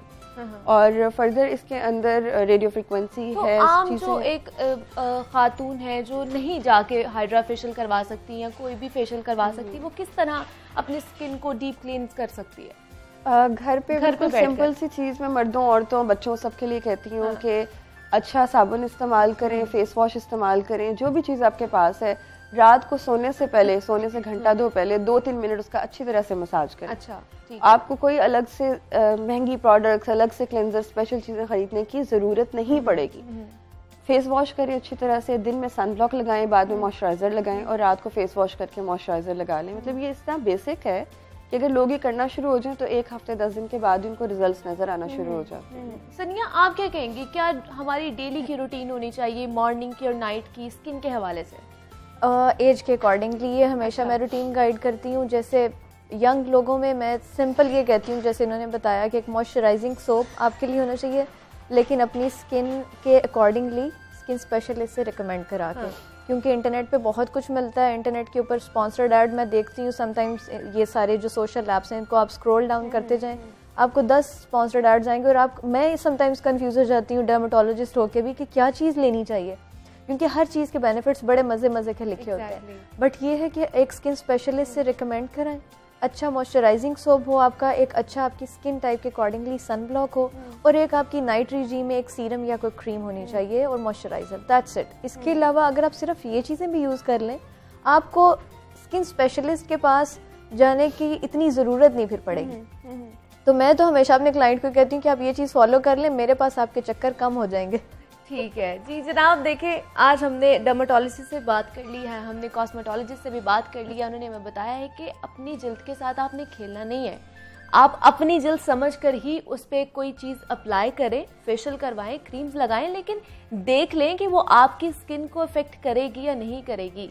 गोरा होना नहीं है, आप अपनी स्किन में भी रह सकते हैं, ज़रूरी नहीं है कि आप गोरा होकर ही बाहर जाएं, आप वैसे भी बहुत अच्छे लग सकते हैं। सरिश और सनिया, बहुत शुक्रिया आपका, आपने हमें वक्त दिया और हमारे नाजरीन को बहुत अच्छी टिप्स दी हैं कि वो घर बैठकर भी अपनी स्किन को किस तरह हाइड्रेट रख सकते हैं, किस तरह अच्छा दिखा सकते हैं। तो जनाब, यहाँ का जो वक्त है हमारा इस सेगमेंट का वो तो ख़त्म हो गया है। तो जनाब, कुछ इंटरटेनमेंट की बात करें तो ड्रामा अर्तुगरुल गाजी ने लोगों के दिल में घर कर लिया है।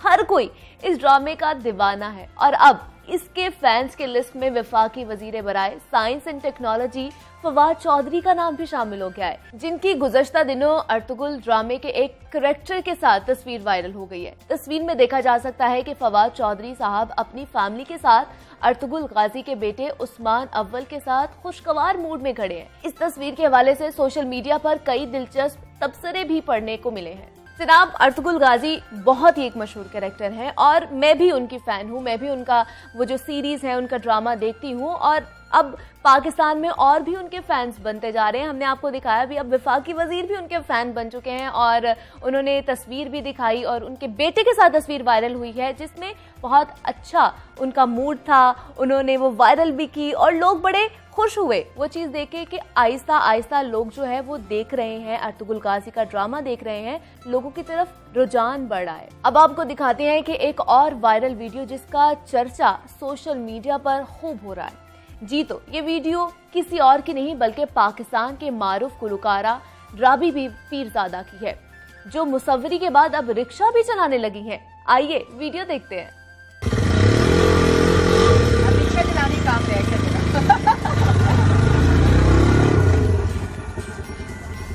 साल 2019 में इस्लाम की खातिर शोबिस इंडस्ट्री से किनारा कशी इख्तियार करने वाली राबी पीरजादा की सड़क पर रिक्शा चलाते वीडियो इंटरनेट पर वायरल हो गई।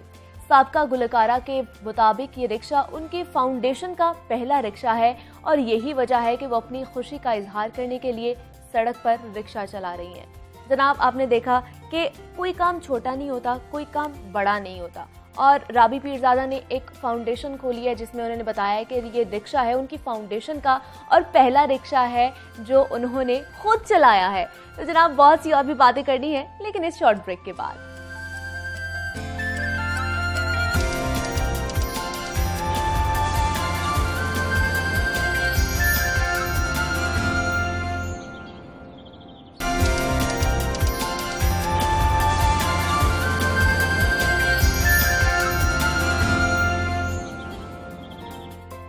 वेलकम बैक नाजरीन। और तलबा जब आला तालीम के मराहिल तय कर रहे होते हैं तो उनके सामने सबसे बड़ा सवाल होता है कि वो आगे क्या करें, किस शोबे का इंतखाब करें जो उनकी सलाहियतों के मुताबिक हो और जिसमें उनका मुस्तकबिल भी महफूज हो। इस मकसद के लिए दुनिया भर में करियर काउंसलिंग का शोबा खिदमत सर अंजाम देता है, लेकिन हमारे यहाँ अभी इस शोबे में बहुत काम होना बाकी है। यही वजह है कि बेशतर तालीम याफ्ता नौजवान भी कंफ्यूजन का शिकार हो जाते हैं कि प्रोफेशनल लाइफ में आगे बढ़े तो कैसे बढ़े, कौन से शोबे का मुस्तकबिल है और किसका नहीं है, वो कौन कौन से स्किल्स हैं जो हमें सीखने की अभी भी जरूरत है। इन्हीं सवालात का जवाब लेंगे अपनी मेहमान सादिया मकसूद से, जो पंजाब यूनिवर्सिटी में करियर डेवलपमेंट ऑफिसर हैं। Welcome to our show Sadia, कैसी हैं आप? अल्हम्दुलिल्लाह मैं ठीक हूँ, आप सुनाएं क्या हाल है? मैं भी ठीक ठाक। सादिया, करियर काउंसलिंग कितनी जरूरी है? देखिए करियर काउंसलिंग है क्या? हाँ। ये कोई मेडिसिन तो नहीं है जो हमने अपने स्टूडेंट की जब उसकी डिग्री हो गई या वो डिग्री में एनरोल होने के लिए आया तो हमने उसको इंजेक्ट कर दी तो उसको पता चल गया कि अच्छा ये मुझे करना है। ठीक है। Career counselling is kind of हम उनको कोई अच्छा मशवरा दे देते हैं, हम उनको एक सपोर्ट प्रोवाइड करते हैं।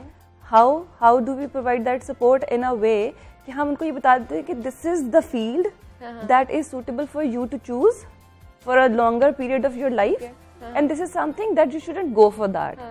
तो ये करियर काउंसलिंग का पर्पस वो हेल्प, वो सपोर्ट प्रोवाइड करना है उस स्टूडेंट को, उस पर्टिकुलर इंसान को जो कि किसी भी अपनी प्रोफेशनल लाइफ के लिए कुछ ऑप्ट करने के लिए आगे बढ़ रहा है। सादिया, आपने बताया कि बहुत जरूरी है करियर काउंसलिंग, लेकिन पाकिस्तान में इतनी कम क्यों है? बाहर के मुमालिक में करियर काउंसलिंग की जाती है बच्चों की, खास तौर पर जब वो स्कूल में होते हैं, कॉलेजेस में, यूनिवर्सिटी। पाकिस्तान में ये रवाज क्यों नहीं है? देखिए आप बाहर के मुमालिक में देखें, दूसरे मुमालिक में देखें तो वहाँ पे स्कूल से ही स्टार्ट हो जाती है। डिफरेंट स्कूल्स में भी career counsellors, parent teacher counsellors, student counsellors वहाँ पे होते हैं जो कि स्टूडेंट्स को वहीं से गाइड करते हैं। क्यों स्कूल में करियर काउंसलर का होना जरूरी है? Because school is a place from where आपकी जहाँ से बेस बनती है। आपके टीचर्स को पता होता है कि ये जो मेरा स्टूडेंट है, ये जो मेरी स्टूडेंट है, इसका रुझान किस तरफ है, इसका इंटरेस्ट किस चीज़ में है। वहीं से वो लोग एक सिटिंग्स करते हैं, करियर काउंसलर्स के साथ स्टूडेंट्स की सिटिंग कराई जाती है, पेरेंट्स की सिटिंग कराई जाती है। बिकॉज आप मेरे से इस बात पे अग्री करेंगे कि करियर काउंसलिंग सिर्फ स्टूडेंट की होनी ज़रूरी नहीं है, हमारे यहाँ पेरेंट्स की भी काउंसलिंग क्यों ज़रूरी है कि उनके बच्चे ने कौन सा करियर ऑप्ट करना है। एक आपने टर्म सुनी होगी भेड़ चाल। हमारे यहाँ करियर काउंसलिंग को इसलिए इम्पोर्टेंट नहीं समझा जाता कि एक भेड़ चाल है जिसको फॉलो किया जा रहा है। मेरे रिश्तेदारों के बच्चे डॉक्टर हैं, तो मेरी ये ख्वाहिश है कि मेरा बच्चा इतना सा है तो वो जब बड़ा होगा तो डॉक्टर बनेगा। From day one of his or her educational career, the child is just hearing from his or her parents that you are going to be a doctor, you are going to be an engineer. There is nothing in between doctor and an engineer. तो उस बच्चे की सोच, उस बच्चे का ये जो ब्लैक बॉक्स है जो अल्लाह ने हमें दिया है, वो वहीं पे दबा दिया जाता है। उसको ये पता है कि मुझे कुछ भी करके, जिस तरह सब एमबीए करना शुरू कर देते हैं, अगर एक बंदा डिग्री एमबीए की कर रहा है, बाकी सारे एमबीए कर रहे हैं, मैथ्स कॉम कर रहे हैं तो मैथ्स कॉम कर रहे हैं, लेकिन ये नहीं पता कि आगे जॉब्स मिलेंगी या नहीं मिलेंगी। हमारे पास बहुत सारे ऐसे स्टूडेंट्स आते हैं जो कि अपनी पूरी डिग्री कंप्लीट करके आए हैं, but when we ask them कि आपने ये क्यों चूज किया है, तो they still have no answer. जैसे कि अच्छा और कहीं एडमिशन नहीं मिल रही थी तो यहाँ पे एडमिशन, हाँ यहाँ पे इस कॉलेज में एडमिशन मिल गया, इस सब्जेक्ट में एडमिशन मिल गया। अब्बा ने कह दिया कि तुमने ये करना है तो मैंने ये कर लिया। हाँ, अब्बा ने कह दिया, पीयर प्रेशर था, सोशल प्रेशर था, ये करना है तो वो मैंने कर लिया। उसमें भी बुराई ऐसा तब तक नहीं है जब तक कि आपने जो करियर ऑप्ट कर लिया उसमें एक्सेल करो। अब एक्सेल करने के लिए क्या चीज रिक्वायर्ड है, that is skill. Exactly. And skill is something which is missing in our students. तो वो किस तरह हम ढूंढे? ये पंजाब यूनिवर्सिटी में जिस डिपार्टमेंट में हम जिसको चला रहे हैं, जिस इदारे को हम रन कर रहे हैं, उसका पर्पस सिर्फ ये है कि हम स्टूडेंट्स को वो ये अवेयरनेस देते हैं कि देखें this is your career, this is your field. आप एमबीए करके आए हो, मिसाल के तौर पे आपने एमबीए कर लिया, now you are sitting somewhere in an organisation, government और प्राइवेट, वहाँ पे आप एडमिनिस्ट्रेटिव जॉब कर रहे हो। ठीक है। फॉर डूइंग दैट जॉब आपको वहाँ पे एक्सेल भी आना चाहिए, आपको वर्ड भी यूज करना आना चाहिए, आपको पावर पॉइंट भी अगर यूज करना आना चाहिए। ठीक है। Other than that social media marketing जैसे है वो भी आपको पता होनी चाहिए। तो एक एमबीए जो सिंपली कि एमबीए 18 साल की डिग्री, पहले बीबीए किया फिर एमबीए किया, जाके बैठ गए और उसके बाद वो बैठा है वहाँ पे जाके कि अब मैं क्या करूँ। अब वो कभी गूगल कह रहा है अच्छा एक्सेल की शीट पे मुझे कुछ काम करना है तो मैं क्या करूँ, वो कभी किसी जूनियर से पूछ रहे हैं, कभी किसी सीनियर से पूछ रहे हैं। तो हमारे यहाँ this MS office management is one of the courses that we offer to students, जो कि वो अपनी स्किल्स को यहाँ से पॉलिश करके कौन से स्किल्स और कौन से कोर्सेज आप करवा रहे हैं? There are multiple courses that we are offering. उनमें से जो हमारे बहुत ज्यादा जो कॉमनली ऑप्ट किए जाते हैं that is social media marketing, spoken English, writing, English writing का कोर्स है हमारा बहुत ज्यादा जो ऑप्ट किया जाता है। फिर पर्सनैलिटी ग्रूमिंग एंड डेवलपमेंट, ये कोर्स ऐसा है जिसमें हमारे पास एक मैट्रिक पास स्टूडेंट भी आता है और एक PhD स्टूडेंट भी हमारे पास आता है।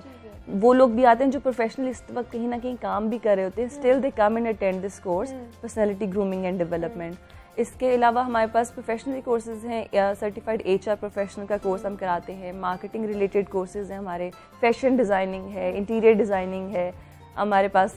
इसके अलावा हमारे जैसे इंजीनियर्स के लिए Lean Six Sigma is a certified program that we offer, certified course that we offer to doctors and engineers अपने करियर में आगे ज्यादा बेहतर परस्यू करने में। आ सकते हैं करने, क्या ये सिर्फ पंजाब यूनिवर्सिटी के लिए स्पेसिफिक है? ये मैं जरूर मेंशन करना चाहूंगी। बहुत सारे लोगों को ये कंफ्यूजन होती है कि as it's a part of Punjab university तो या तो इसमें बिल्कुल मेरिट पे हम आएंगे, बहुत हाई हमारा स्कोर होगा एकेडमिक करियर में, या तो वो आ सकता है। नहीं, this course is open for all. हमारा डिपार्टमेंट का नाम है स्किल डेवलपमेंट सेंटर। तो स्किल हम बाउंड नहीं कर सकते कि देखो ये बंदा है, इसने ये सिर्फ MBA है, ये BBA है, ये मास्टर्स है, ये ग्रेजुएट है, सिर्फ स्किल ये अटेन कर सकता है। No, it's not like that. एक मैट्रिक का स्टूडेंट जो है वो भी आके हमारे पास कोर्स कर सकते हैं। जो देखिए मतलब मैंने मैथ्स कॉम किया है, अगर मैं आकर कोई स्किल डेवलपमेंट की बात करूं या मुझे कोई स्किल चाहिए तो आप क्या रिकमेंड करेंगे मुझे? देखिए आपकी तो फील्ड है तो आप सोशल मीडिया मार्केटिंग का कोर्स आप हमारे पास आ कर सकती हैं, सर्च इंजन ऑप्टिमाइजेशन का आप हमारे पास कोर्स कर सकती हैं, other than that being a part of this industry, fashion designing का आप जो है हमारे पास कोर्स कर सकती हैं, पब्लिक स्पीकिंग, PR बिल्डिंग, ये सारे एडवर्टाइजिंग, ये कोर्सेज हैं। तो ये देयर आर मल्टीपल कोर्सेज जिनमें आप आके हमारे पास कोर्स अटेंड कर सकती हैं।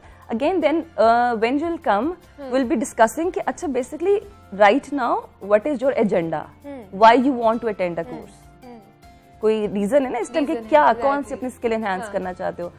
1-to-1 सिटिंग में एक तो आप अपने माइंड में कुछ क्वेश्चंस लेकर आओगे कि अच्छा मुझे ये करना, this is the skill that I want to learn, किसको मुझे अपने फील्ड में अप्लाई करना है।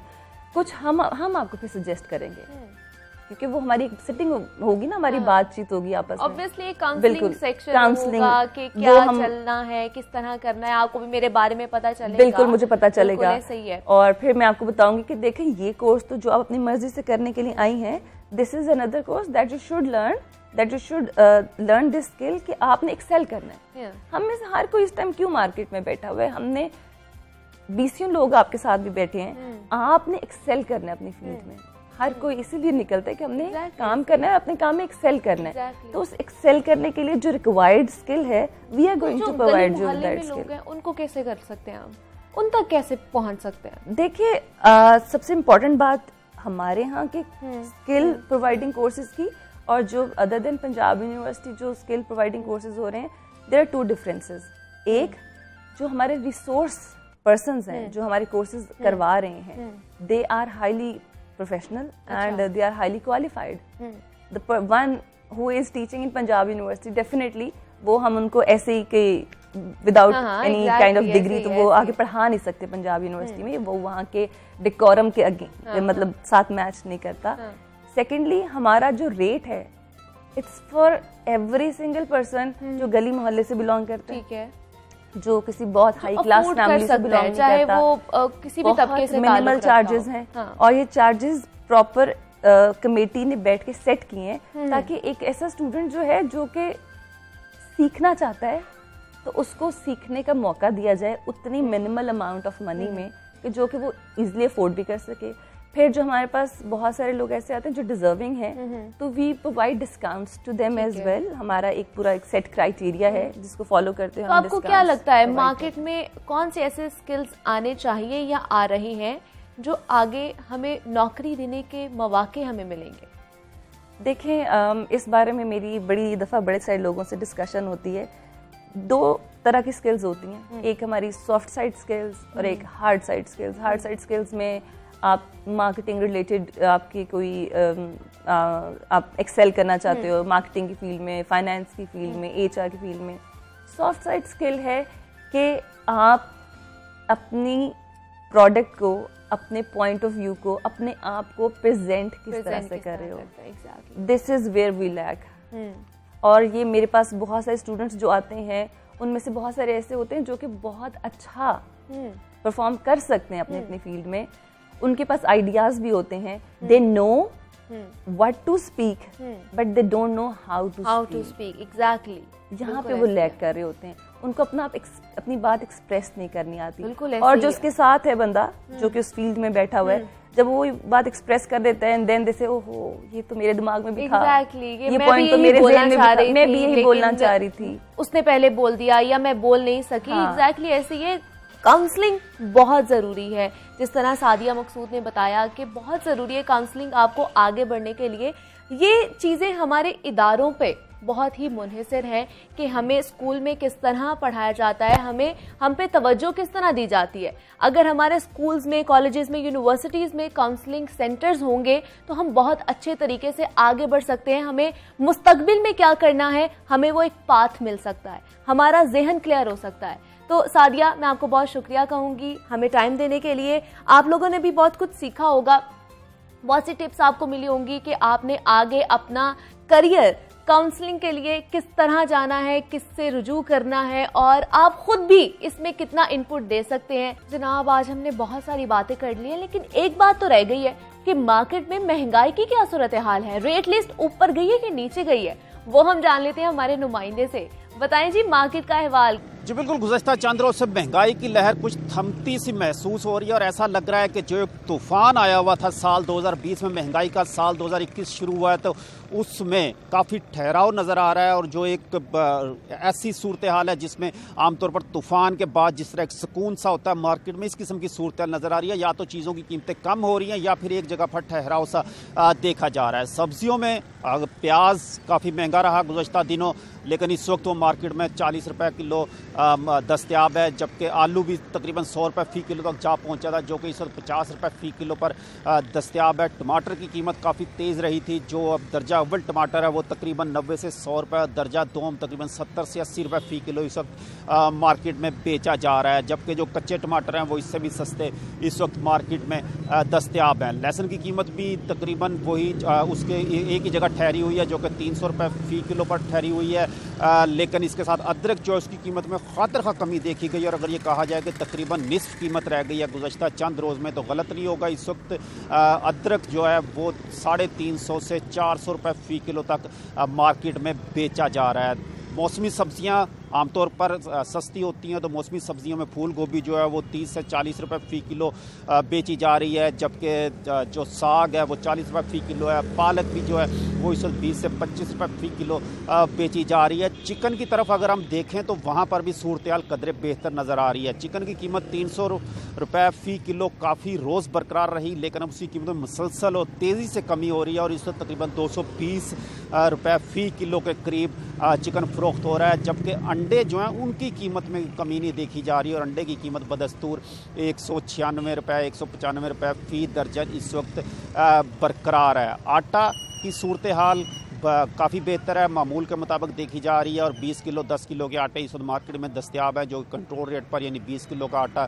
860 रुपये में दस्तयाब है, जबकि 10 किलो का 430 रुपये में दस्तयाब है। दूसरी तरफ अगर हम देखें चीनी, तो चीनी की कीमत में गुज़श्ता चंद रोज़ में दोबारा तेज़ी देखी जा रही है, और चीनी इस वक्त दोबारा उसकी कीमत बढ़ती हुई देखी जा रही है। थोक मार्केट में इस वक्त चीनी तकरीबन 8,800 से 8,900 रुपये फ़ी 100 किलोग्राम हो चुकी है, जबकि आम मार्केट में ये तकरीबन 90 से 95 रुपये फ़ी किलो बेची जा रही है। और सबसे अहम ये है कि आइंदा चंद रोज़ में इसमें मज़ीद तेज़ी का खदशा भी जाहिर किया जा रहा है। तो मजमूई तौर पर मार्केट में एक ठहराव की कैफियत और एक कीमतें कम होने की कैफियत देखी जा रही है, ताहम बहुत चीज़ें ऐसी भी हैं जिनकी कीमतों में इजाफा भी देखा जा रहा है। जी, कहते हैं कि इंसान को ऐसे अमाल करने चाहिए, कुछ ऐसा बड़ा कारनामा सर अंजाम देना चाहिए कि उसको इस दुनिया से जाने के बाद भी याद किया जाए।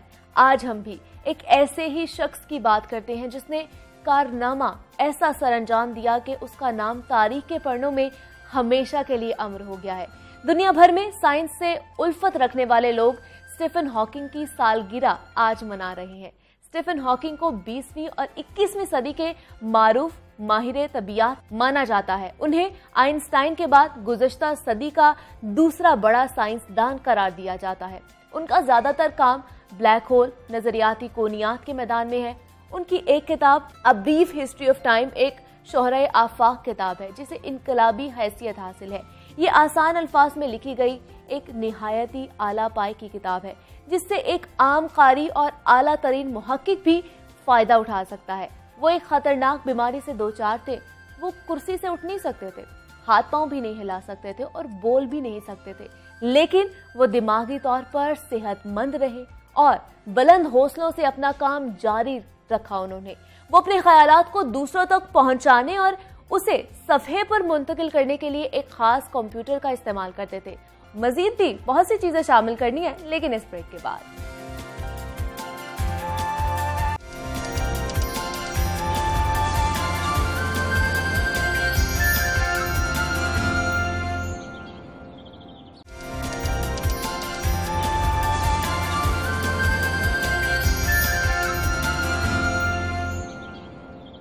ब्रेक के बाद खुशामदीद। और अब जिस चीज की हमने बात करनी है, जिससे हम दूर हो चुके हैं, किताब से हमारा रिश्ता बहुत ही कमजोर होता जा रहा है, जिसकी एक बड़ी वजह डिजिटल एज है। इंटरनेट और स्मार्टफोन्स ने हमारे मुआशरे को किताब से दूर कर दिया है, जो एक बड़ी ही बदकिस्मती है। किताब आपको जिंदगी के नए पहलुओं से रोशनास करवाती है, तंग नजरी और अदम बर्दाश्त से भी दूर करती है। लेकिन डिजिटल एज में लोगों को मुताले की जानिब दोबारा रागिब करना आसान नहीं समझा जाता, खास तौर पर इस वक्त जब किताब की कीमत भी बढ़ चुकी हो, जबकि नई और मुतासिर कुन किताबें भी सामने नहीं आ रही हों जो क़ारीन को अपनी जानिब रागिब कर सके। किताब से हमारा रिश्ता क्यों टूटा, इन सब सवालों के जवाब आज हमने लेने हैं। हमारे साथ मौजूद है हमारी गेस्ट डॉक्टर फरजाना रियाज हैं, प्रोफेसर हैं। खुश आमदीद मैं कहती हूँ आपको। कैसी हैं आप? बिल्कुल ठीक ठाक। डॉक्टर, आज हमने बात करनी है किताब पर जी। कि किताब कितनी ज़रूरी है पढ़ना। मैं थोड़ा सा पहले इसके हवाले से कुछ एक और बात करूँगी कि आप देखें कि हम इस वक्त जो है कि हम एक मर्द और औरत के माशरे में रहते हैं, ठीक है, जबकि मैं ये कहती हूँ कि हमें इंसानों के माशरे में रहना चाहिए। एक इंसान है, उसका ताल्लुक इखलाकियात से है, और एक आदमी है, उसका ताल्लुक मादी ज़िंदगी से है। तो मादियत से इखलाकियात तक का सफ़र जो है वो किताब तय करवाती है। ऐसे ही है। और इसीलिए शायद अल्लाह पाक ने कहा कि इकरा, और अब चाहे वो किताब आसमानी किताब हो, इल्हामी किताब हो, या वो किताब हो जो आपको ख्वाबों की ताबीर दिखाती है, वही तो हमें इंसानों के माशरे में लेकर आती है। अब किताब ये है कि अब जो तालिब इल्म हैं, जो उनके हाथ में जो उनका जाने मन होता है, जो सेल फोन्स हैं जो कि उनको इस तरफ रागिब नहीं होने देते, और हम किताब को, इल्म को सिर्फ एक रोज़गार के लिए, एक हुनर के लिए हासिल करते हैं, जबकि ज़िंदगी का हुनर, ज़िंदगी को जीना कैसे है, ये सब किताब सिखाती है, और जिसको हम भूल चुके हैं। क्यों हम दूर हो गए हैं? मुआशरा हमारा क्यों किताब से दूर हो गया है? देखिए, हम जब कहते हैं कि मुताले की आदत कम हो गई है, हम ये कहते हैं कि अक्सरियत मर गई है, ठीक है, और जब जिसमें अक़लियत जो है वो जिंदा रह जाती है, लेकिन उस अक़लियत की कोई अहमियत नहीं रह जाती। अब हमने खुद को इस चीज़ से जानबूझकर दूर भी किया है, ठीक है। आप देखें कि अगर हम किताब के लम्स से, तहरीर की खुशबू से, हम उससे बहुत दूर हो चुके होंगे। अगर, और आप देखिए कि अगर हम किताब नहीं पढ़ेंगे तो ज़ुबान का और ज़हन का ताल्लुक, जो रिश्ता है, वो ख़त्म हो जाएगा। बिल्कुल। और जैसे कि फैज़ ने कहा था, बोल के लब आज़ाद है तेरे, ठीक है।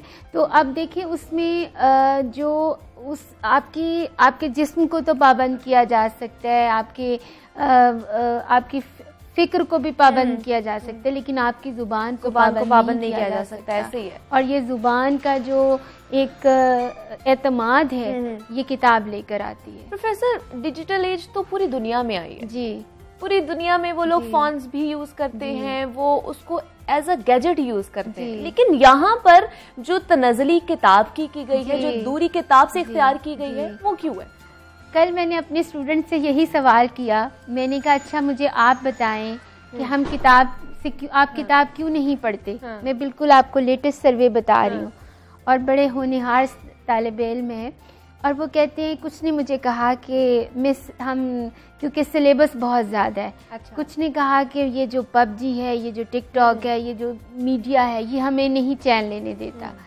तो आप देखिए, हमने, जैसे मैं कहती हूँ अपने तालिब इल्मों को कि हम, जैसे इकबाल है, इकबाल को नौजवानों की अहमियत का अंदाज़ा 1 सदी पहले से था, और हमारी बदकिस्मती देखिए, हम आज तक अपने नौजवानों की इकबाल से दोस्ती नहीं करवा पाए। ऐसे ही है। इसकी क्या वजह है कि हम उनकी किताब नहीं पढ़ते।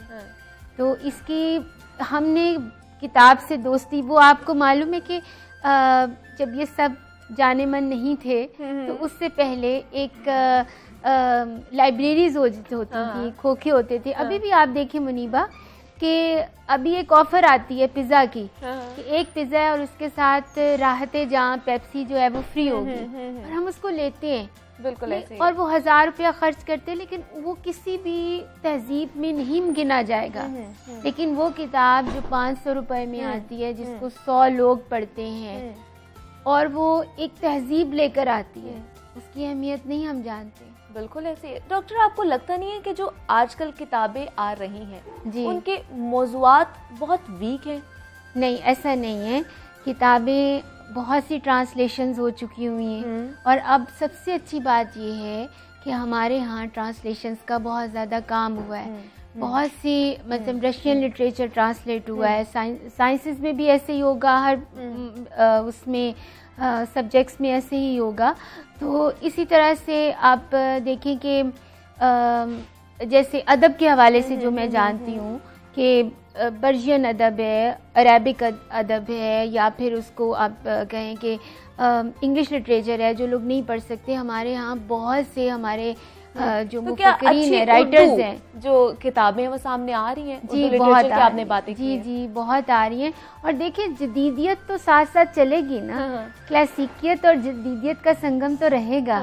तो अगर हम ऐसा भी नहीं कि हम बिल्कुल उसी सदी में रहें और जदीदियत को ऑप्ट ना करें, तो ये तो एक देखिए अजमत रफ्ता से हम सीखेंगे, ठीक है, और फर्दा को हम उस पर इम्प्लीमेंट करेंगे, फर्दा पर, तो हाल को हम अमल में लाएंगे। तो आप क्या कहती हैं, किस तरह नौजवान नस्ल को, या जो हम लोग दूर हो गए हैं किताबों से, किस तरह रागिब किया जा सकता है? ऐसे ही रागिब किया जा सकता है जैसे देखिए हम बहुत खुद फरेबी में मुब्तला है, और खुद फरेबी ऐसे है कि जो है वो हम देखते नहीं हैं, जो नहीं है वो हम देखते हैं, वो हमें नज़र आता है। और वो एक किताब ही है जो हमें बताती है कि कल क्या था, आज क्या है और कल क्या होगा। तो अगर हम अपने तालिब इल्मों की, जैसे मैं खुद बहैसियत उस्ताद उनको कहती हूँ कि आप एक किताब तो पढ़ लेना, एक किताब देख लें, तो इसमें कुछ उनको खुद भी मेहनत करनी पड़ेगी, ये उनकी भी लापरवाही है। तो ऐसा नहीं है कि जो अब वही बात है कि उस्ताद जो है, जैसे आप देखिए कि पहले एक वक्त था, मैं सुनती हूँ कि असातिज़ा जो हैं वो बिठा लेते थे स्टूडेंट्स को और ऊंची ऊंची आवाज़ में वो पढ़ते थे और वो बहुत उनके जहन में वो चीज़ें रहती थी। तो अब मैं ये नहीं कह सकती कि सिखाने वाला अच्छा नहीं है, सिखाने वाले तो बहुत हैं, सीखने वाले की थोड़ी सी कमी हो गई है, ज़्यादा ख्याल से बहुत ज़्यादा कमी हो गई है।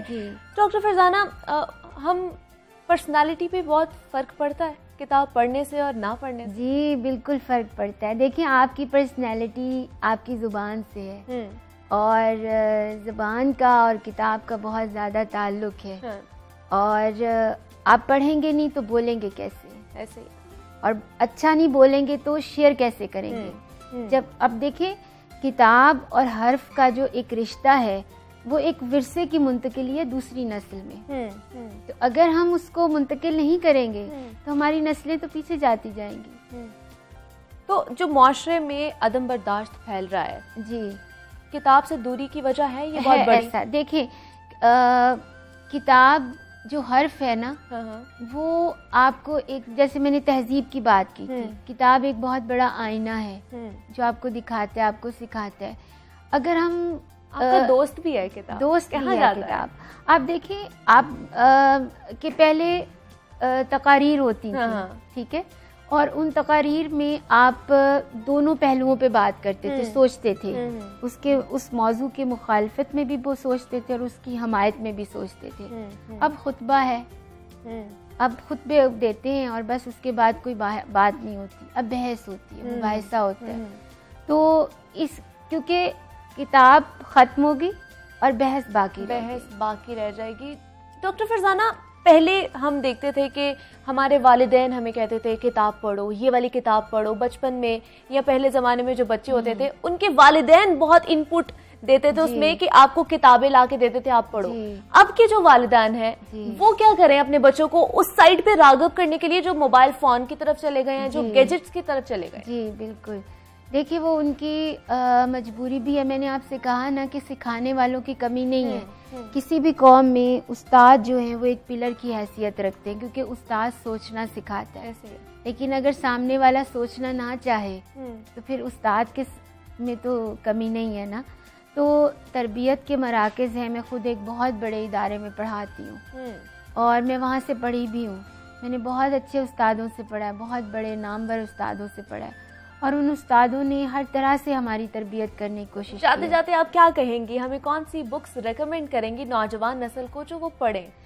वो हर उस किताब से पढ़ना शुरू करें जो उन्हें पसंद है। देखिए, जब तक आपकी आंखों को लफ्ज़ों से आशनाई नहीं होगी, दोस्ती नहीं होगी, चाहे वो देखिए, आपको मालूम है पहले हम पढ़ते थे कि चिड़िया लाई दाल का दाना, चिड़ा लाया चावल का दाना, और दोनों ने मिलकर पकाया और दोनों ने मिलकर खाया। अब हम क्या कहते हैं, चिड़िया ही लाई दाल का दाना, चिड़िया ही लाई चावल का दाना, और उसी ने पकाया, एक ने पकाया और दूसरे ने खाया। अच्छा, हमारी कहानी, किताब बेहतरीन दोस्त है इंसान का। और डॉक्टर फरजाना ने भी ये कहा कि आप किताब पढ़ेंगे तो आपको पता चलेगा। बहुत शुक्रिया डॉक्टर फरजाना आपका, आपने हमें टाइम दिया और हमें बहुत अच्छी टिप्स बताई आपने किताब के हवाले से।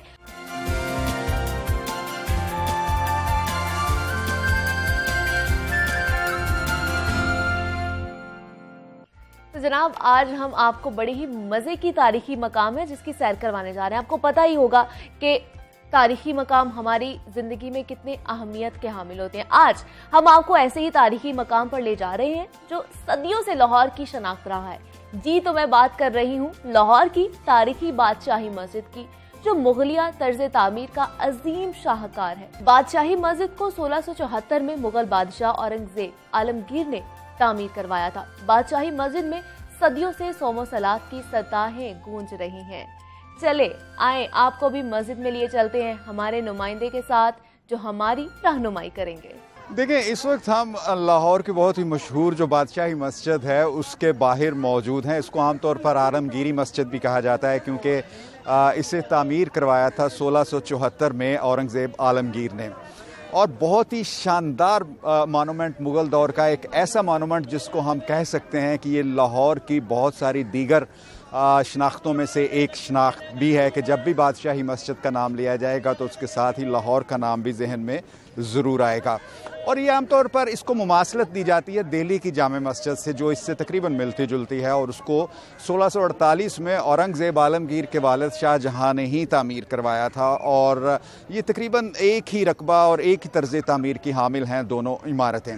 बहुत ही शानदार एक खूबसूरत मोनूमेंट जहाँ पर बड़ी तादाद में लोग आते हैं, और इस वक्त भी आप देख सकते हैं कि कितनी बड़ी तादाद में लोग यहाँ पर मौजूद हैं और इस मोनूमेंट को देखने के लिए आ रहे हैं।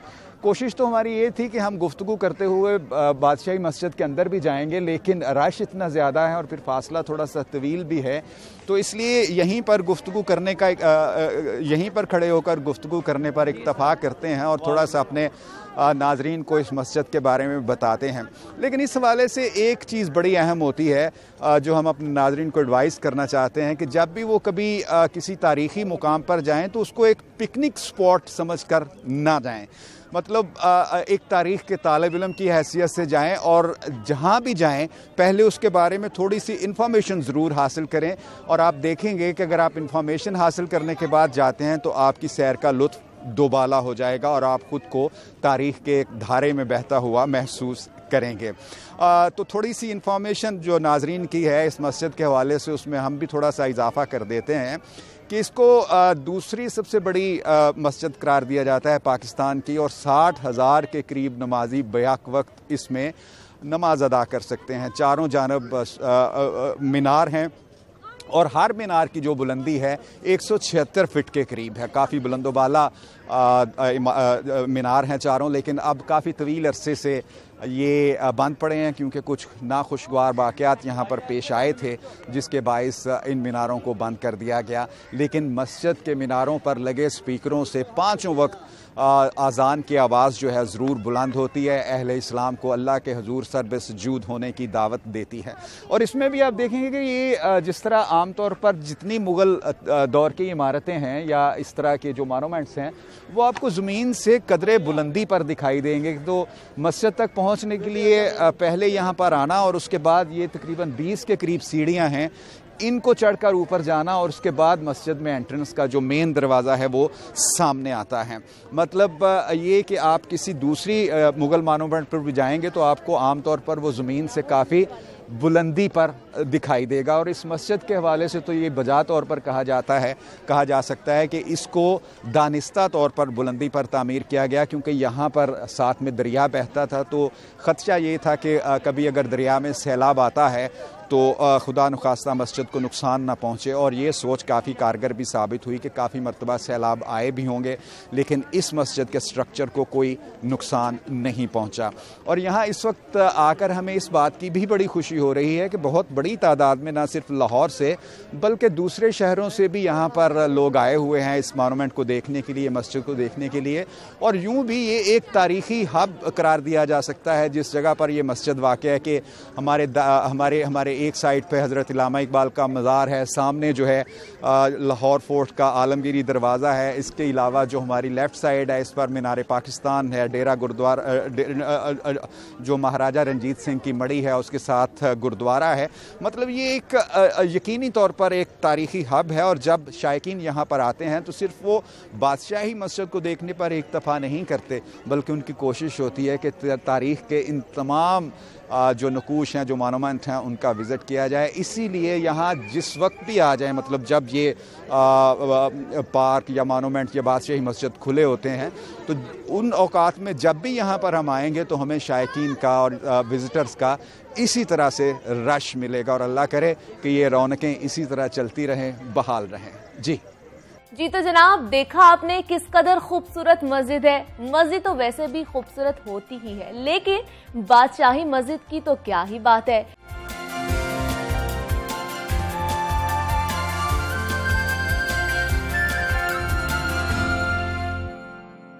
और जनाब, हमने आपसे एक और वादा भी किया था कि हम रोज आपको किसी ना किसी किताब से तारुफ करवाएंगे आपका। और आज जिस किताब से हम आपका तारुफ करवाने जा रहे हैं उसका नाम है बजंग आमद। इसके मुसन्निफ है मारूफ मिजान निगार कर्नल मोहम्मद खान, जिन्होंने अपनी किताब आप बीती को इस अंदाज में पेश किया कि आज उसे क्लासिकल का दर्जा हासिल हो चुका है। उन्होंने बजंग आमद दूसरी जंग अजीम के तनाजुर में लिखी, जब वो फौज में ऑफिसर भर्ती हुए और अंग्रेज की फौज के जानिब से जर्मनों से लड़े।